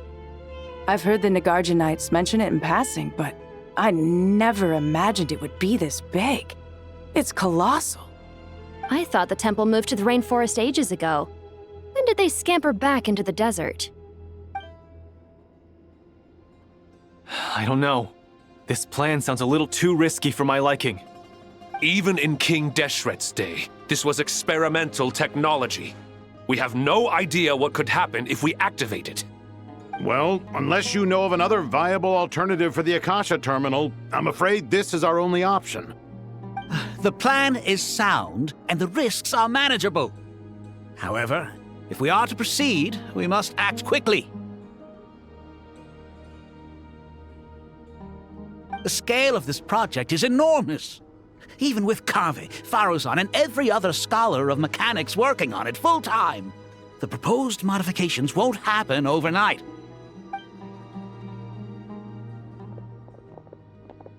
You're back. Everything all right? And who are they? Friends of yours? Pretty much everyone in the Temple of Silence is. This guy's Kaveh, and the one next to him is Alhaitham. Hello, I'm Jet, and this is Lilupar. Ah, a famous name from the history books. Pleased to meet you. A friend of a friend is a friend of mine, as they say. Who's they? Huh? Do people not say that? Not in the desert. Friends you can trust, but friends of friends? Gotta keep an eye on them. Still, I do trust the Traveler's judgment. I'm sure you're good people. The sandstorms have calmed down. I take it the Gurabad problem is resolved? What did you find?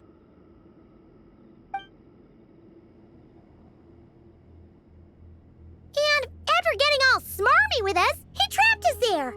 Luckily, Jet used the mechanism outside to free us, and then we got Lilupar to put a stop to the chaos. Wow. Thanks for being there to help them.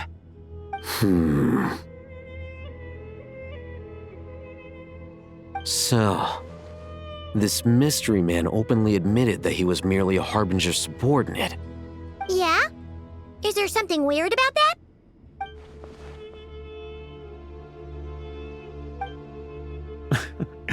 I assume you aren't naive enough to expect answers from an enemy.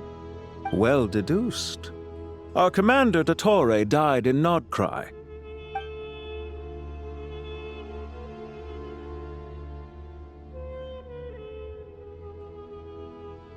Are you wondering about his true identity? Or do you think there's a big conspiracy behind all this?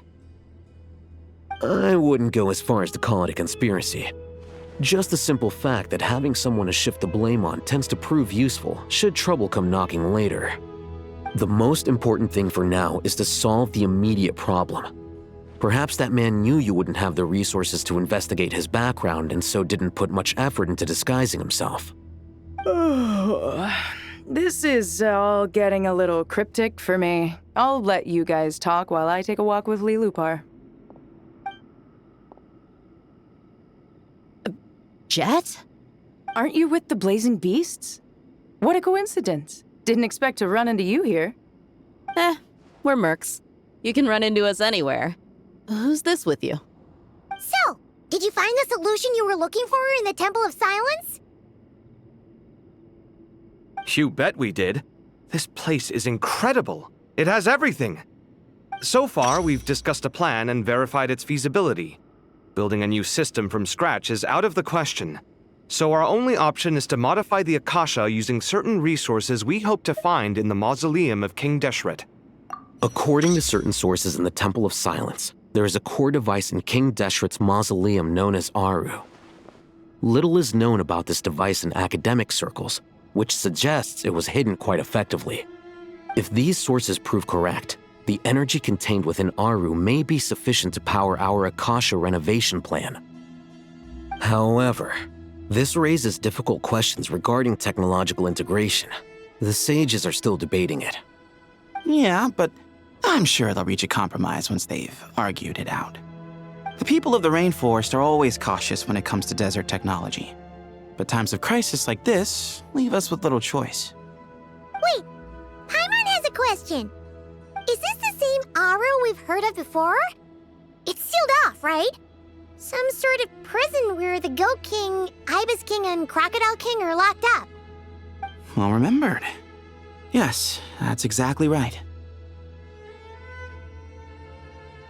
According to our records, Aru was the most brilliant creation King Deshret ever conceived of. Built by divine and mortal artisans working together. It was a miraculous accomplishment, and it lies hidden deep within the king's mausoleum to this day. That being said, what Aru actually does and why it was built, those are deep secrets we are not privy to. Until recently, I wouldn't have been optimistic that the place even exists. The only reason I'm inclined to believe it now is because we heard it from the Ibis King Thoth himself at his temple. The tale of how the 3 retainers of Al-Akhmar were imprisoned in Aru. Paimon totally gets that. When Paimon first heard about it, she thought it sounded pretty unbelievable too. Do you guys still remember that? The Ibis King told us they were trapped in Aru and that they had to answer 3 questions to get out. I think I remember. What causes our rise and fall? What obliterates love and hate? And what determines truth and falsehood? Those were the 3 questions, right? Yeah. If only Nefer were here.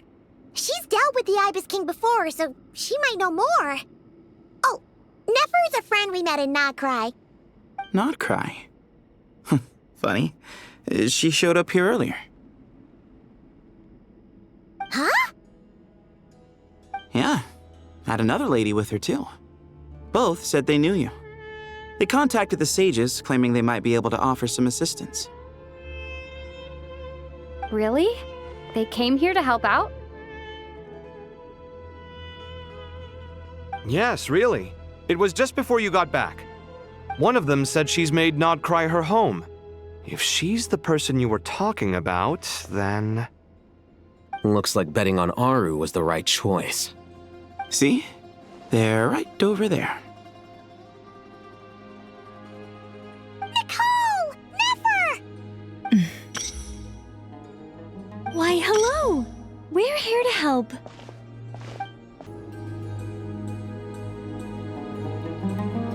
It's a good thing we left early. We almost got locked out. Locked out? What do you mean? Oh, you haven't heard? An invisible barrier has appeared around Sumeru's borders, cutting off all travel in and out. No one can leave and no one can enter. Sumeru has become a lonely island. Are the Fatui behind this too? Actually, no. This has nothing to do with them. I suspect it's a defense mechanism within Irminsul itself. Irminsul is the source of Tevat's ley lines, after all, and Sumeru is the nation closest to it. I imagine this function was put in place to seal the entire region off in the event of serious damage, preventing the disaster from spreading to the rest of Teyvat. It may have been implemented long ago. But doesn't that mean that the people here won't be able to escape to other nations if the anomaly keeps spreading? Currently, that does appear to be the case, which is precisely why I am here. This is a critical moment for the world, and Sumeru is the eye of the storm. Paimon's surprised you managed to convince her to come back to Sumeru. Indeed. Even for someone of my wisdom and eloquence, this tested my skills to the limit. And why should it concern me that Sumeru's in trouble? Surely you don't think I still have feelings for that place? Judging by your tone, I suppose you don't. Sounds like you don't know much about my past. And here I thought you knew everything. All I know is that the Ibis King is the source of your power. He was quite a prominent moon envoy once upon a time, so I do know a thing or two about him. As for your past, I have ways to learn the full story if I wish to. But everyone has secrets they'd rather keep to themselves, wouldn't you say? I'm glad you see it that way, Miss Nicole. I've chosen to call Nod-Krai home, which is why I did my part in its hour of need. That doesn't mean world savings become a habit with me. I have no particular desire to play hero in Sumeru, thank you. I understand. Human emotions do not appear and disappear without cause. There is always a reason to be found behind both salvation and destruction. Still, if time has taught me anything, it's that human emotions are often complex and in conflict. That's why people change their minds about things all the time. But that's where we angels come in. Our duty, ultimately, is to guide people towards their deepest, truest desires and help bring them to fruition. So I wish to hear about your past, because I do not believe you are motivated by hatred alone. And if we still arrive at different conclusions in the end, that's okay.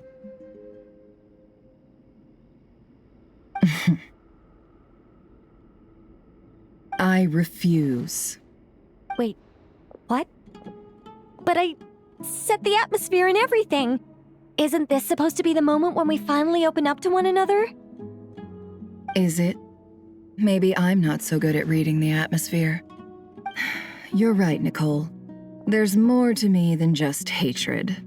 Had it consumed me, I'd be left stuck in the past forever, never living in the present.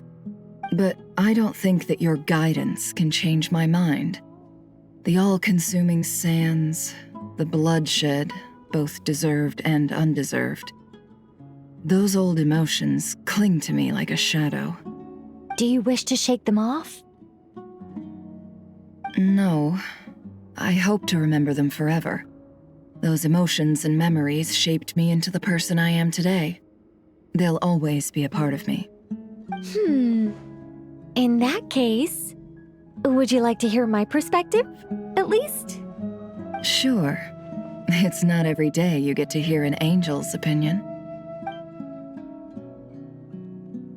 A long, long time ago, when the angels still walked freely upon the earth, I found life tedious. Monotonous work, lukewarm relationships. Things weren't nearly as interesting as they are now. And yet, since the angels' demise, I have found myself missing those days on more than one occasion. Human emotions are often attached to a person, a place, or an object. When those things are gone, the memories quickly fade, and the emotions slip away along with them.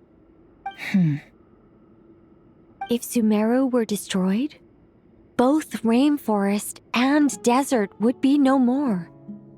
With the object of your hatred wiped from existence, it would not take long for the memories buried deep in your heart to slowly fade. Both love and hate are intense emotions, but they are nothing compared to the void left behind when they disappear. Most sophisticated, Miss Nicole. But anyone focused on the future could only ever applaud the destruction of the things they hate. Still, I'm a special case. Someone once told me that human memory is more selective than a Mora-hungry merchant choosing between customers. We all need a reality check once in a while, so we don't forget the truth. As much as I dislike Sumeru, this is no way for it to perish. All right, you win. I'll help you out a little, but I won't work for free. How much will you need? You're not gonna milk this for all it's worth, are you? What do you think? I'll be upfront with you. I don't have much more on me. If that's what you need, I could borrow some from Alice. Or perhaps I could pay in sculptures. The ones I carve are actually worth quite a lot. Just cover my travel expenses. Huh? Is that all? That's all. Given all the people I owe favors to, I can just about justify a trip to Sumeru. Yehoda! Here, boss! What do you need? I'm going back to Sumeru for a while.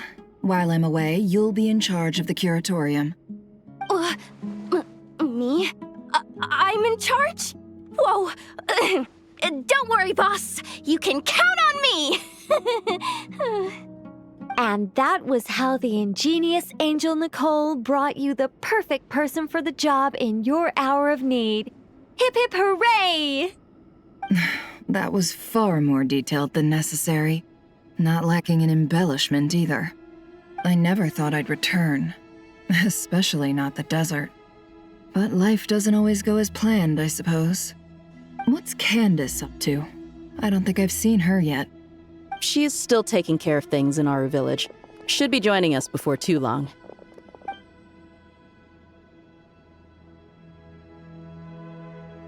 Oh, and sorry. Hope we're not interrupting anything.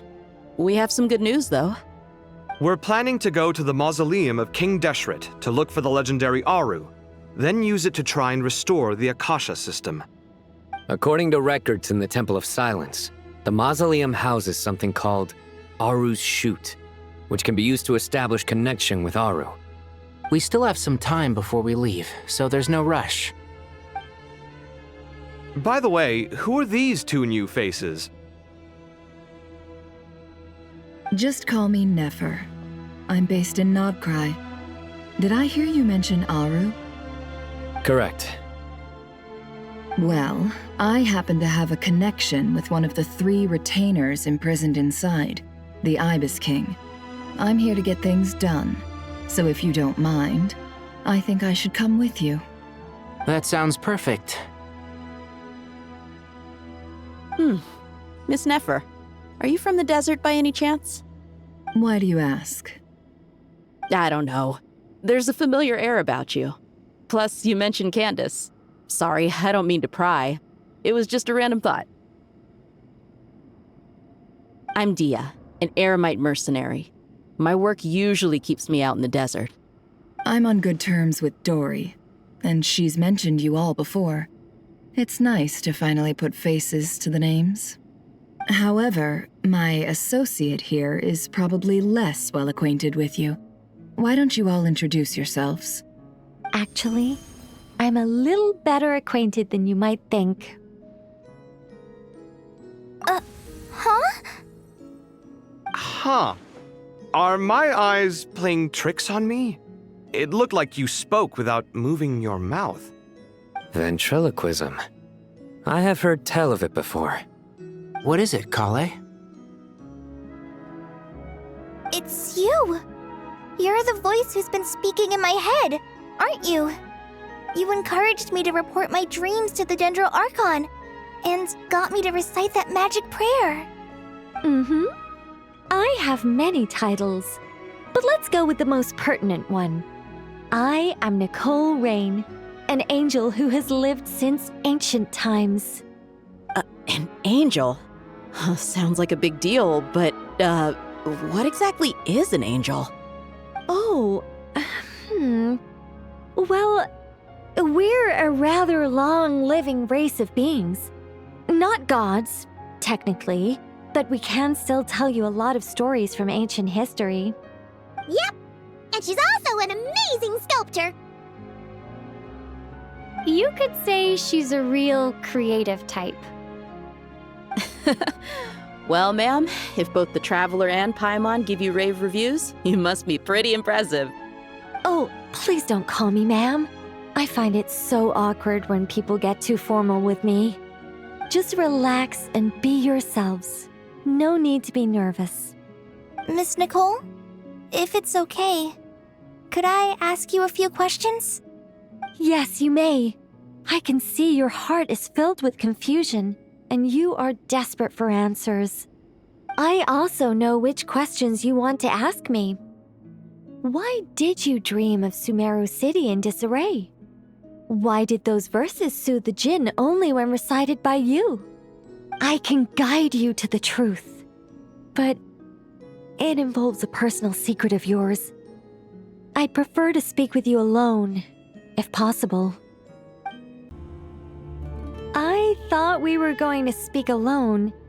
This is a lot more people than I was expecting. What's wrong with it? Even the doctors at Dar al-Shifa allow patients to be accompanied by family members. Well, if Kale doesn't mind her secret being revealed, I have no problem with it. Thanks for being so considerate, Miss Nicole.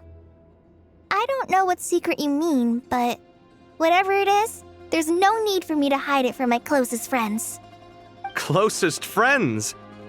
It's so nice to hear that. All right. In that case, I'll get right to it. Kale, are you aware that there are god remains inside your body? I am. When I was young, I got sick with Elazar. Nothing could cure it. The Fatui convinced my mom and dad that they could help, and I was sent to an unfamiliar place. There were a lot of other kids just like me there. This creepy guy injected us with some strange medicine, which I heard contained god remains. I can still remember the pain like it was yesterday. But thanks to the friends who've stuck by me all this time, I've gradually been able to overcome those memories. Anyway, so you're saying that what happened to me has something to do with the god remains they injected me with? Yes. Those were the remains of Nabu Malikata, the goddess of flowers. What? Huh. Fascinating. You don't seem surprised like the rest of us. Why? The possibility crossed my mind when Kale recited the Goddess of Flowers song and calmed the djinn. You made Paimon jump! What are you doing here, Lilupar? I was merely passing through when I heard the name of the Goddess of Flowers. Be assured that I share your surprise. You, with the hat. Are you certain? I sense no trace of the Lord of Flowers within her. Well, it is a very small fragment. Unless special methods are used to manifest its power, even her closest acquaintances would find it near impossible to detect. After the goddess passed away, her remains were scattered across the desert.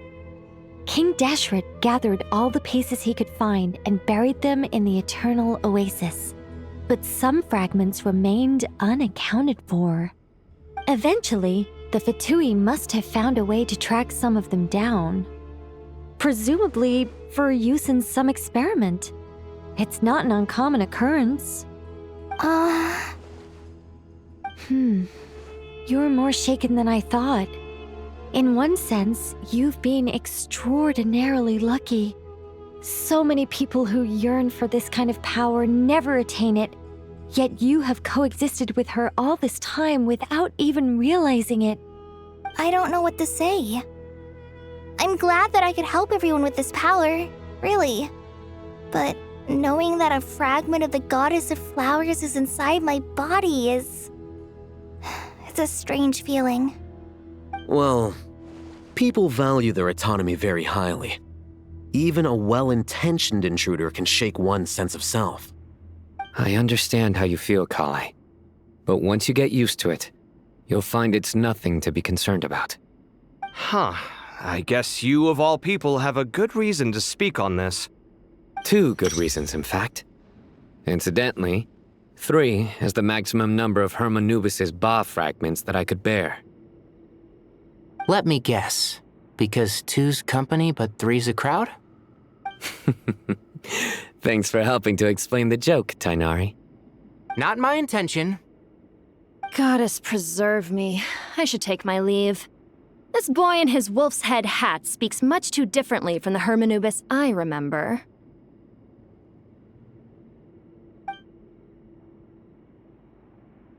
Kale, all I'm trying to say is, no matter how many Hermanubis fragments there are within me, you wouldn't think of me as Hermanubis. In the same way, you are simply you. Yeah, I know what you mean.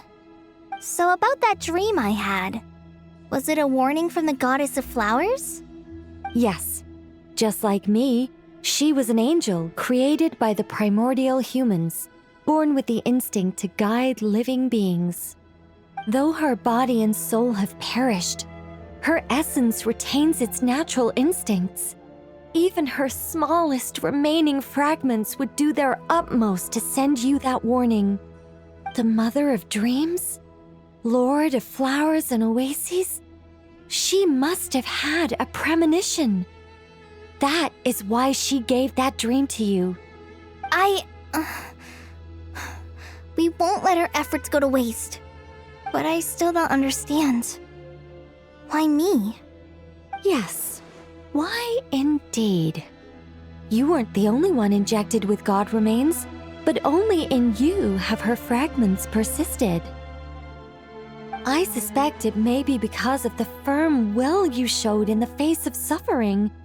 She was likely assimilated by that will. Of course, this doesn't mean you have to shoulder any extra responsibility. As this young man said, you are who you are, and that will not change. All right, any further questions from the family members of the patient? If not, we should head to the mausoleum of King Deshret. Let's move out. Time to put our plan into action. We all hope it'll work. But will we really be able to open Aru? And even if all 7 pillars of King Deshret agree to let us proceed, the scale of the work to follow is daunting, to say the least. Haven't you handled other big projects before? I mean, the biggest project I've worked on to date is probably the Palace of Alcazarzaray, I guess? But this is orders of magnitude beyond that. It's a total nightmare. Look on the bright side. At least this time you're actually here when Sumeru needs you most. You won't have to come asking me for details after the fact. Mock me all you want. But now that I'm here, things will be resolved far more quickly and smoothly than last time. Kave's self-doubt disappeared in an instant. Like magic. Well, this confidence is most gladdening. Now, go and pack your things. We'll head to the mausoleum as soon as you're ready. Oh, Miss Nicole. I heard you're a very talented sculptor. Is that true? Oh, I don't know. I wouldn't want to blow my own trumpet. Honestly, even though Kasharawar is best known for its focus on mechanics, plenty of Kasharawar scholars are quite serious about sculpting as a hobby. So if they rate your work, that's enough for us. We just have to take a look. Who's we? Myself and a few other scholars. Kashif, Daneshvar, come take a look. Oh, well, if you insist, I suppose there's no harm in showing you.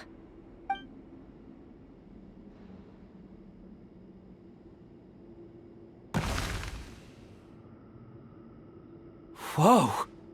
Where did that come from? Look at the level of detail.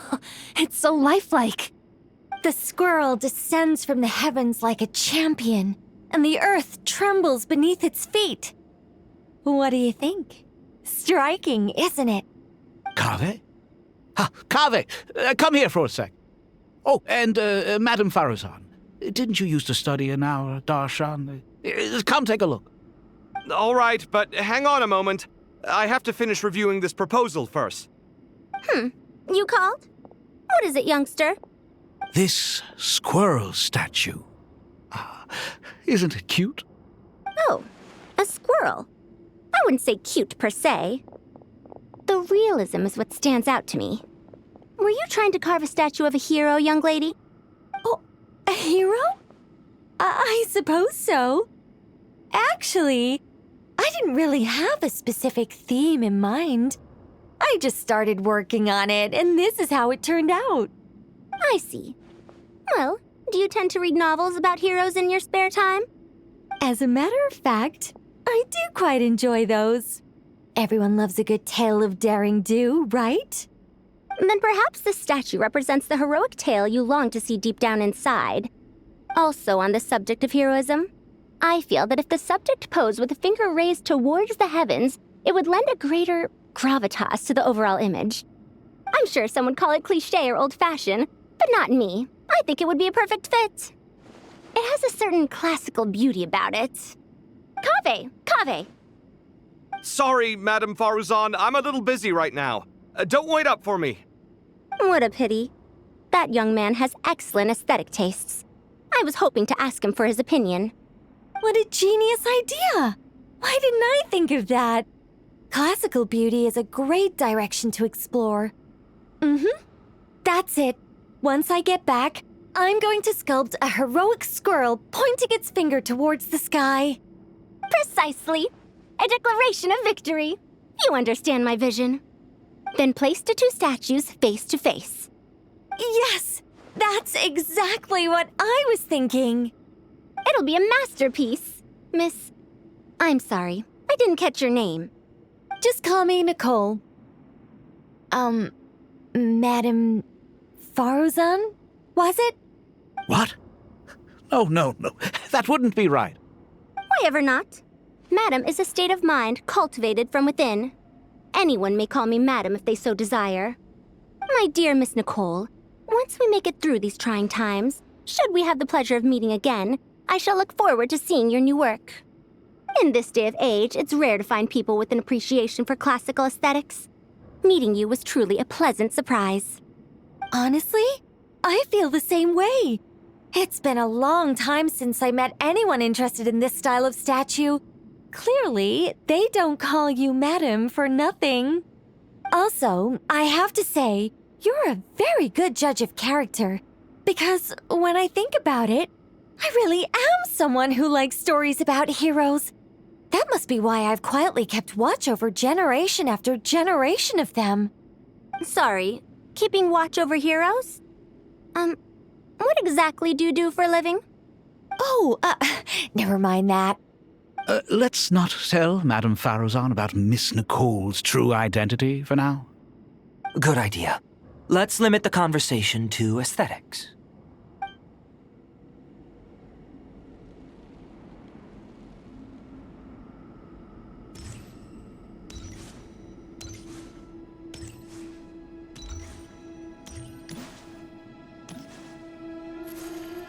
Good to finally meet you in the flesh. It's a little surreal seeing you here after exchanging letters for so long. In my head, the boss of the Curatorium of Secrets didn't look so young. Sounds like you have some history then? Any budding mercenary group needs a steady supply of intel. They, in turn, can prove an exceptional source of the same. The Curatorium of Secrets is happy to cooperate with friends from all over the world. If you're interested, you'd be very welcome to join our network too, Miss Dia.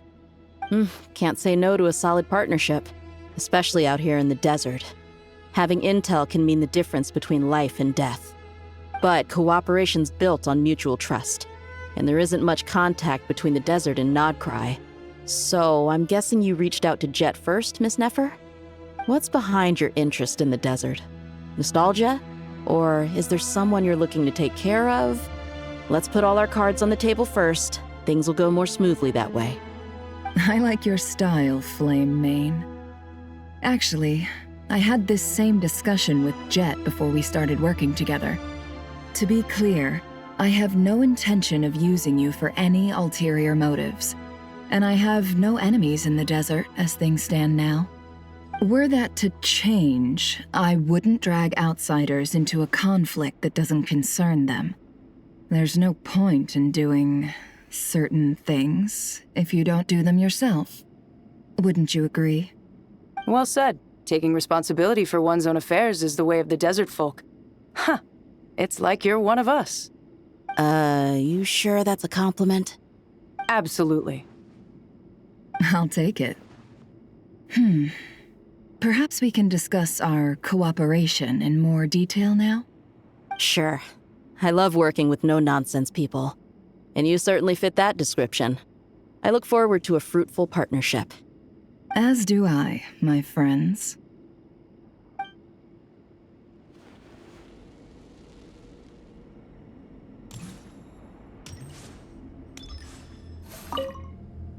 What's wrong? You look a little depressed. Kale got a fragment of the Goddess of Flowers, and all I got was one of the 7 pillars who served under King Deshret. I lost out, didn't I? That's what you're upset about? You're such a child.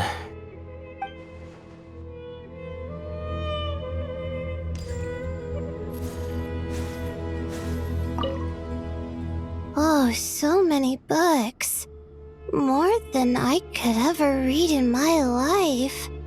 But I've learned a lot that the textbooks could never teach me. I never realized that people in the distant past thought about some of the same questions we ponder today.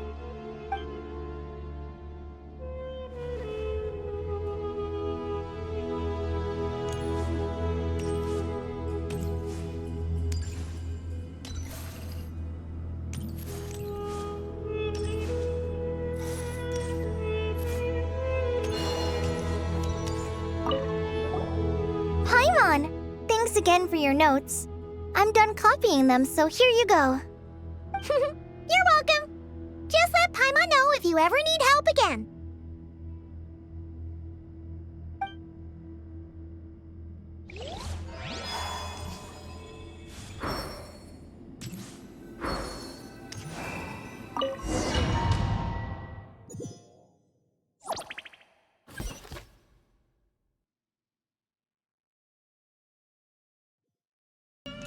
I hope everyone's ready.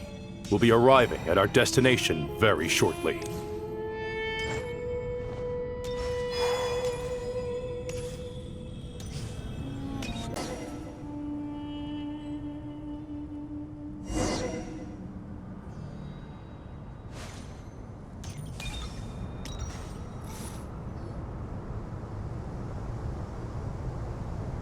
Why, we've not seen so many visitors ever, really. What is this place now, a tourist attraction? Ah, closer inspection reveals many familiar faces.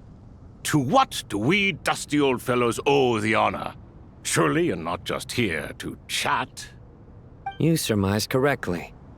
We are here to carry out a rather enormous project.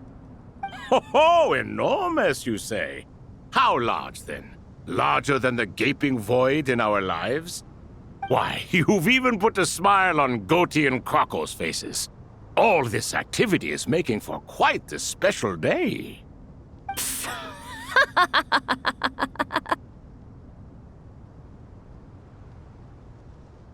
I know that laugh. Lilipar? What on earth are you doing here? Oh, this is hilarious. Turns out good things really do come to those who wait. As long as you stay alive long enough. When did you 3 get locked up in here? And still you act all high and mighty, putting on a show for the younglings. Truly hysterical. Why, you... Yes, I know. No need to shout. You're right, Lilipar. Goatee, Crocco, and I all have the same problem. But didn't King Deshret seal you away? How did you break free, and how did you get in here?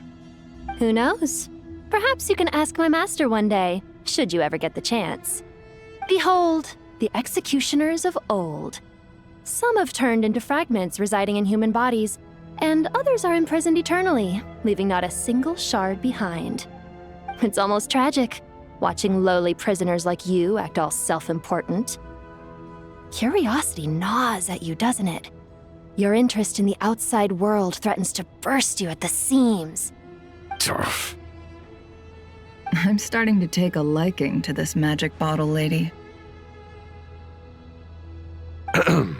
Time is of the essence. Let's get down to business. We come to you, O three ancient lords, to request your assistance on behalf of the Academia.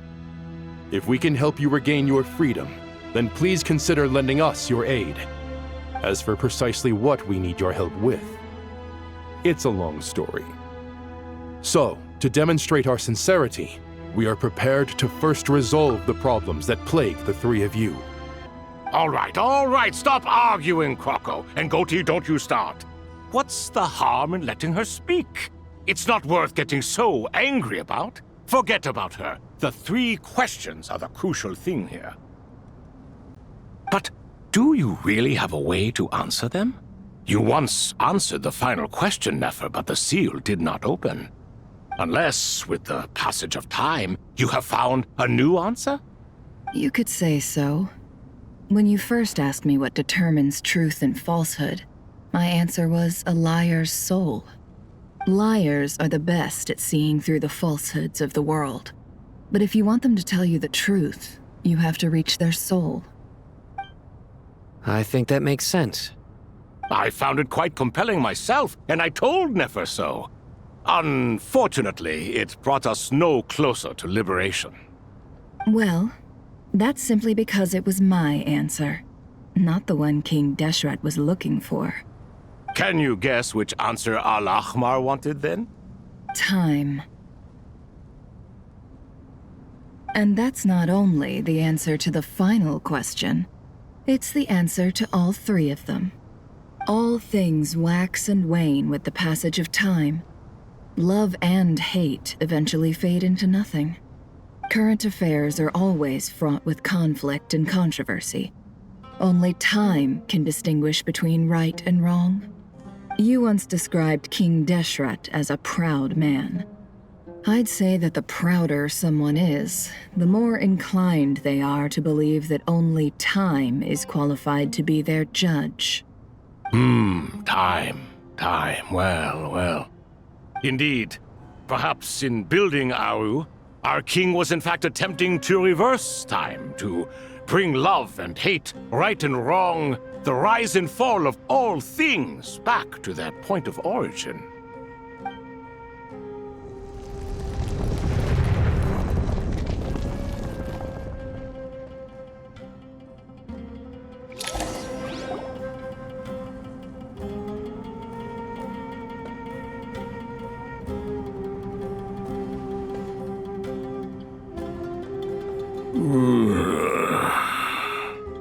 This is the most eventful day I have experienced in a long time.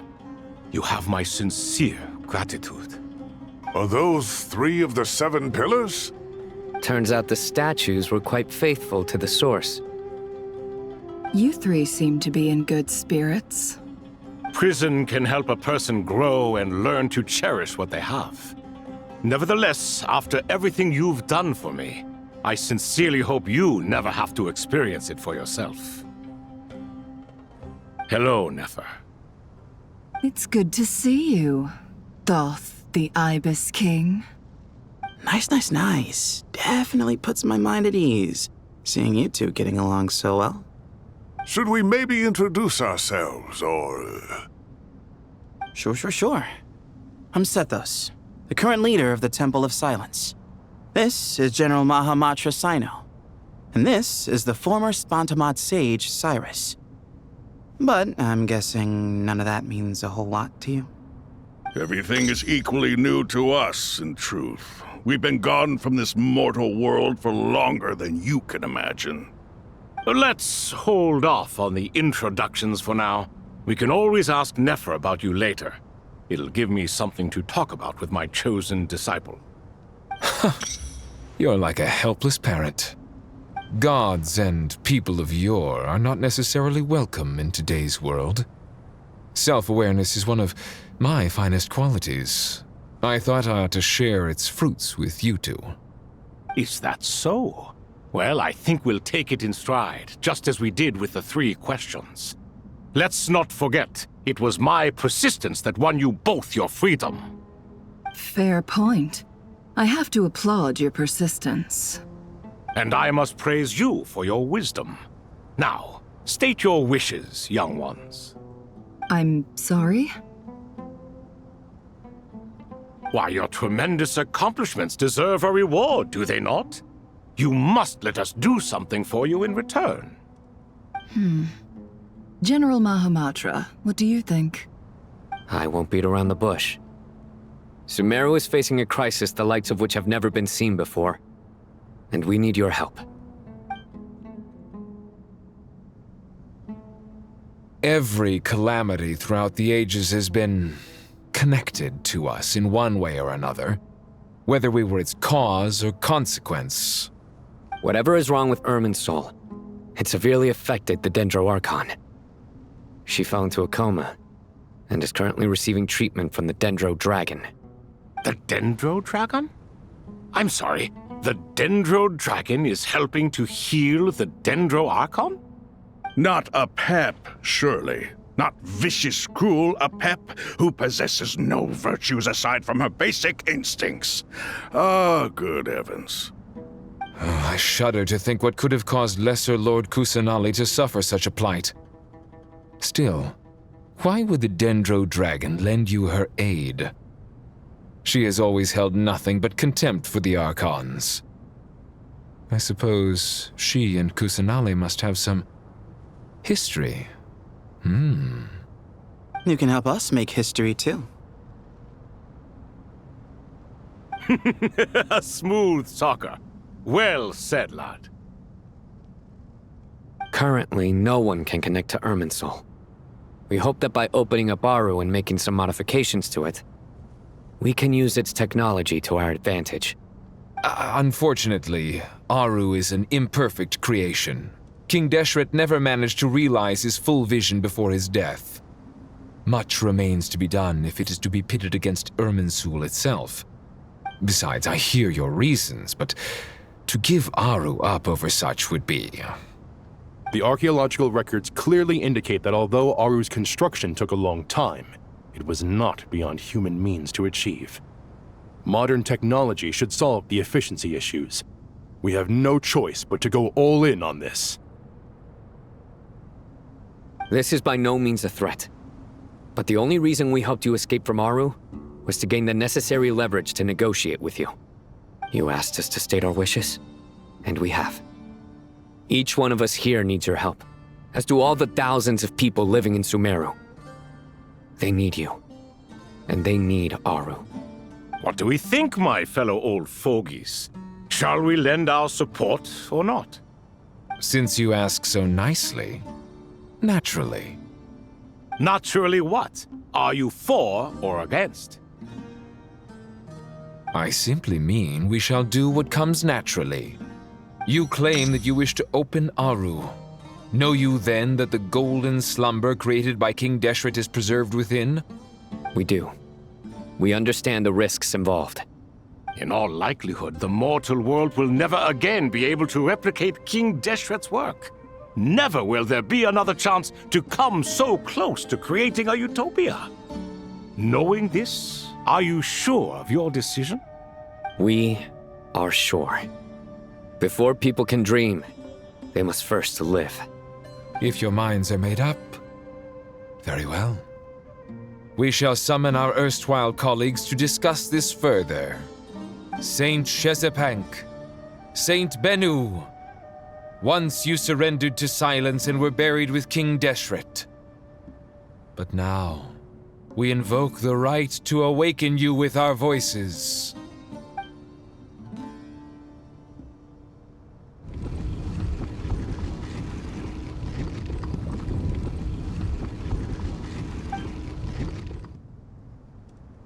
Saint Bennu, responding to your call. 3 kings detected. Initiating autonomous will. Saint Shezbank, responding to your call. 3 kings detected. Initiating autonomous will. Ah, Lord Herreshoff. What a long time it has been. I trust you are keeping well. Then your trust in my well-being has long outlived your physical body. You have always opened with that same phrase, in life, death, and now even beyond. Al-Akhmar is long gone. What is the reason for this meeting? You're awake? Good. We are voting on whether to give the people of present-day Sumeru access to Aru and permit them to perform technological renovations. You have the right to support or oppose the motion. Aru is the pride of Al-Akhmar. Opening Aru requires the unanimous consent of the 7 pillars. I hope you have a convincing reason to present to us. Sumeru is currently in the midst of a major calamity. Let us not forget that while Al-Akhmar was a stern ruler, he was also a teacher of wisdom. A god without his people shall cease to exist, and King Deshret's greatest wish was to provide protection for his people. Let us then honor our God King's wishes as we consider our decision. I do not mean to mock these proceedings, but what is the point of a unanimous vote when we know that the last of the 7 pillars, the Dendro Dragon Apep, will never communicate with us? This will no doubt surprise your mechanical mind, and I have no intention of trying to persuade you it is true. But Apep is, in fact, healing the Dendro Archon as we speak. Huh? Can someone attest to this? Do we have any proof? I ask the 3 kings. Can any of you vouch for the truth of this claim? Naturally, the Ibis King, Thoth. What? It was Thoth's disciples who revealed the truth to us. We need not debate its veracity. Simply let Thoth bear accountability. That way the rest of us may have a clear conscience. Herreshoff, you diabolical fiend!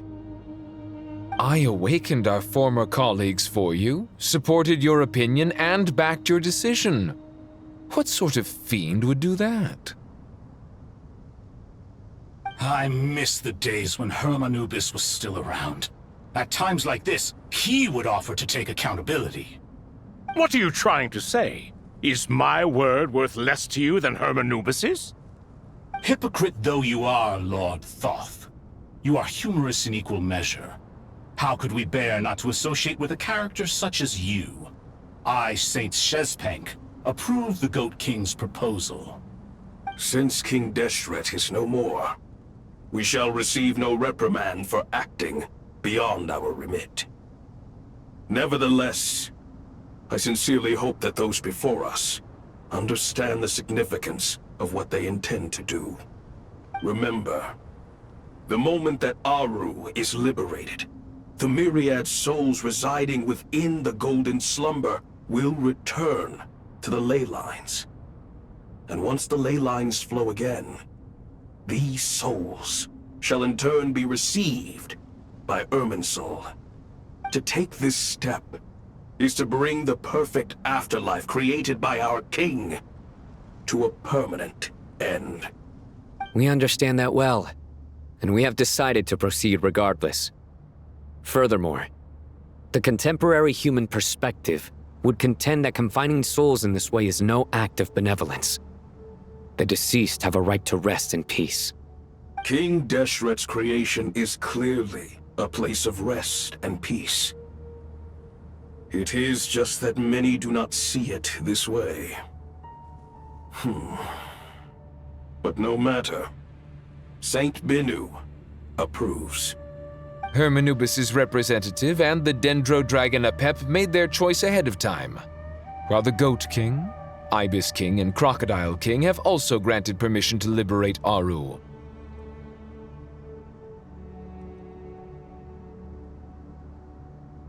By the grace of His Majesty, guided by his wisdom and will, let the gates of Aru be reopened.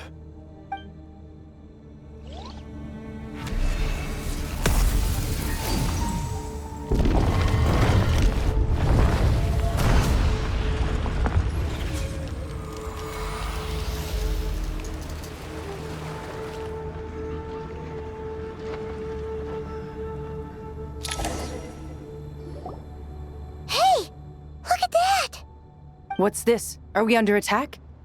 No. Wait, it's...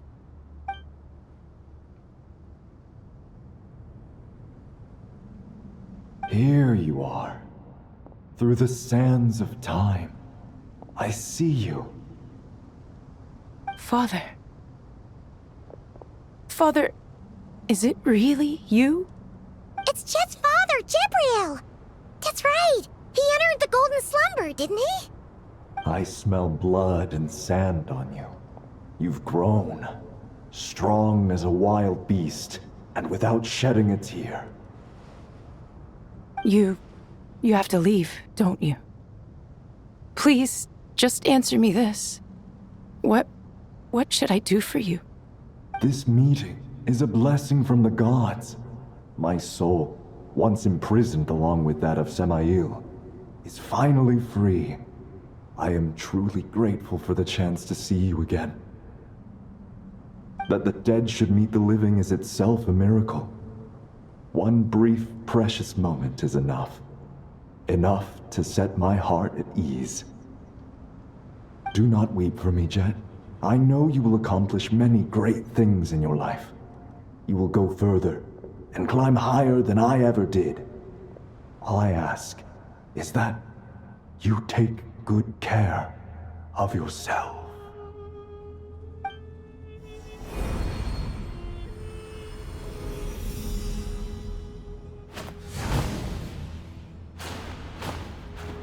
Father! Father! Father. Hey, Jet. Do you want something to eat? Maybe it'll help you feel better. I'm fine. Thanks, Paimon. It was just a little sudden. The chance to see my father again meant the world to me. He was trapped in the golden slumber for our sake. And now, after all this time, he can finally rest in peace. I'm glad. It's a huge relief. You've grown strong, Jet. More than enough to fend for yourself. Yeah. I'll leave the past in my memory where it belongs. My family, the good times and the bad. Goodbye, Father.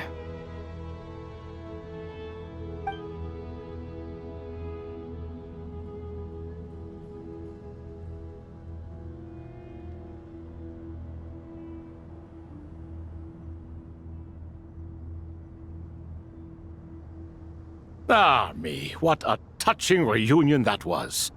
It seems we did a good deed today. We three retainers, once imprisoned for our iniquity, are surely the least qualified to judge whether this deed is good or bad. Either way, Aru is open. Now you have your opportunity, and with it, whatever trouble may ensue. Although Aru was created by a god, human craftsmanship was nevertheless required to build the gate that connects it to this world. Perhaps the relationship between gods and humanity follows a similar principle. As for your proposed renovations, we cannot determine which functions to keep or discard.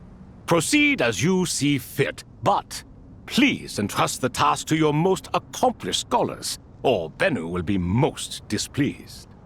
It matters not. The Ibis King shall be accountable if any problems arise. Ibis, you chose to take on disciples, and so it follows that you must accept the risks of associating with humans. If I'd known you'd be like this, I would have locked all of you away in Aru, never to leave again for all eternity. All of us? What does this have to do with me? Vilify me no further. Scholars, since you have liberated Aru, allow me to present you with a gift. Using Aru's power, we shall install a defense mechanism at our king's mausoleum. You must be guarded even against Irminsul itself. This shall afford you some convenience. Unseen and unheard. From this moment forth, none may by sight or hearing perceive anything said or done within the mausoleum. Amazing. And all this is achieved just with the power of Aru? With technology from the heavens, the possibilities are endless. Just because King Deshret did not use it for this purpose does not mean that it cannot be done. So, marvel away. This is the reward you have earned. All right. Well, that resolves the issue of confidentiality. What about the technical side? Do we have the manpower? Why, yes. I've already contacted them. They'll be here soon.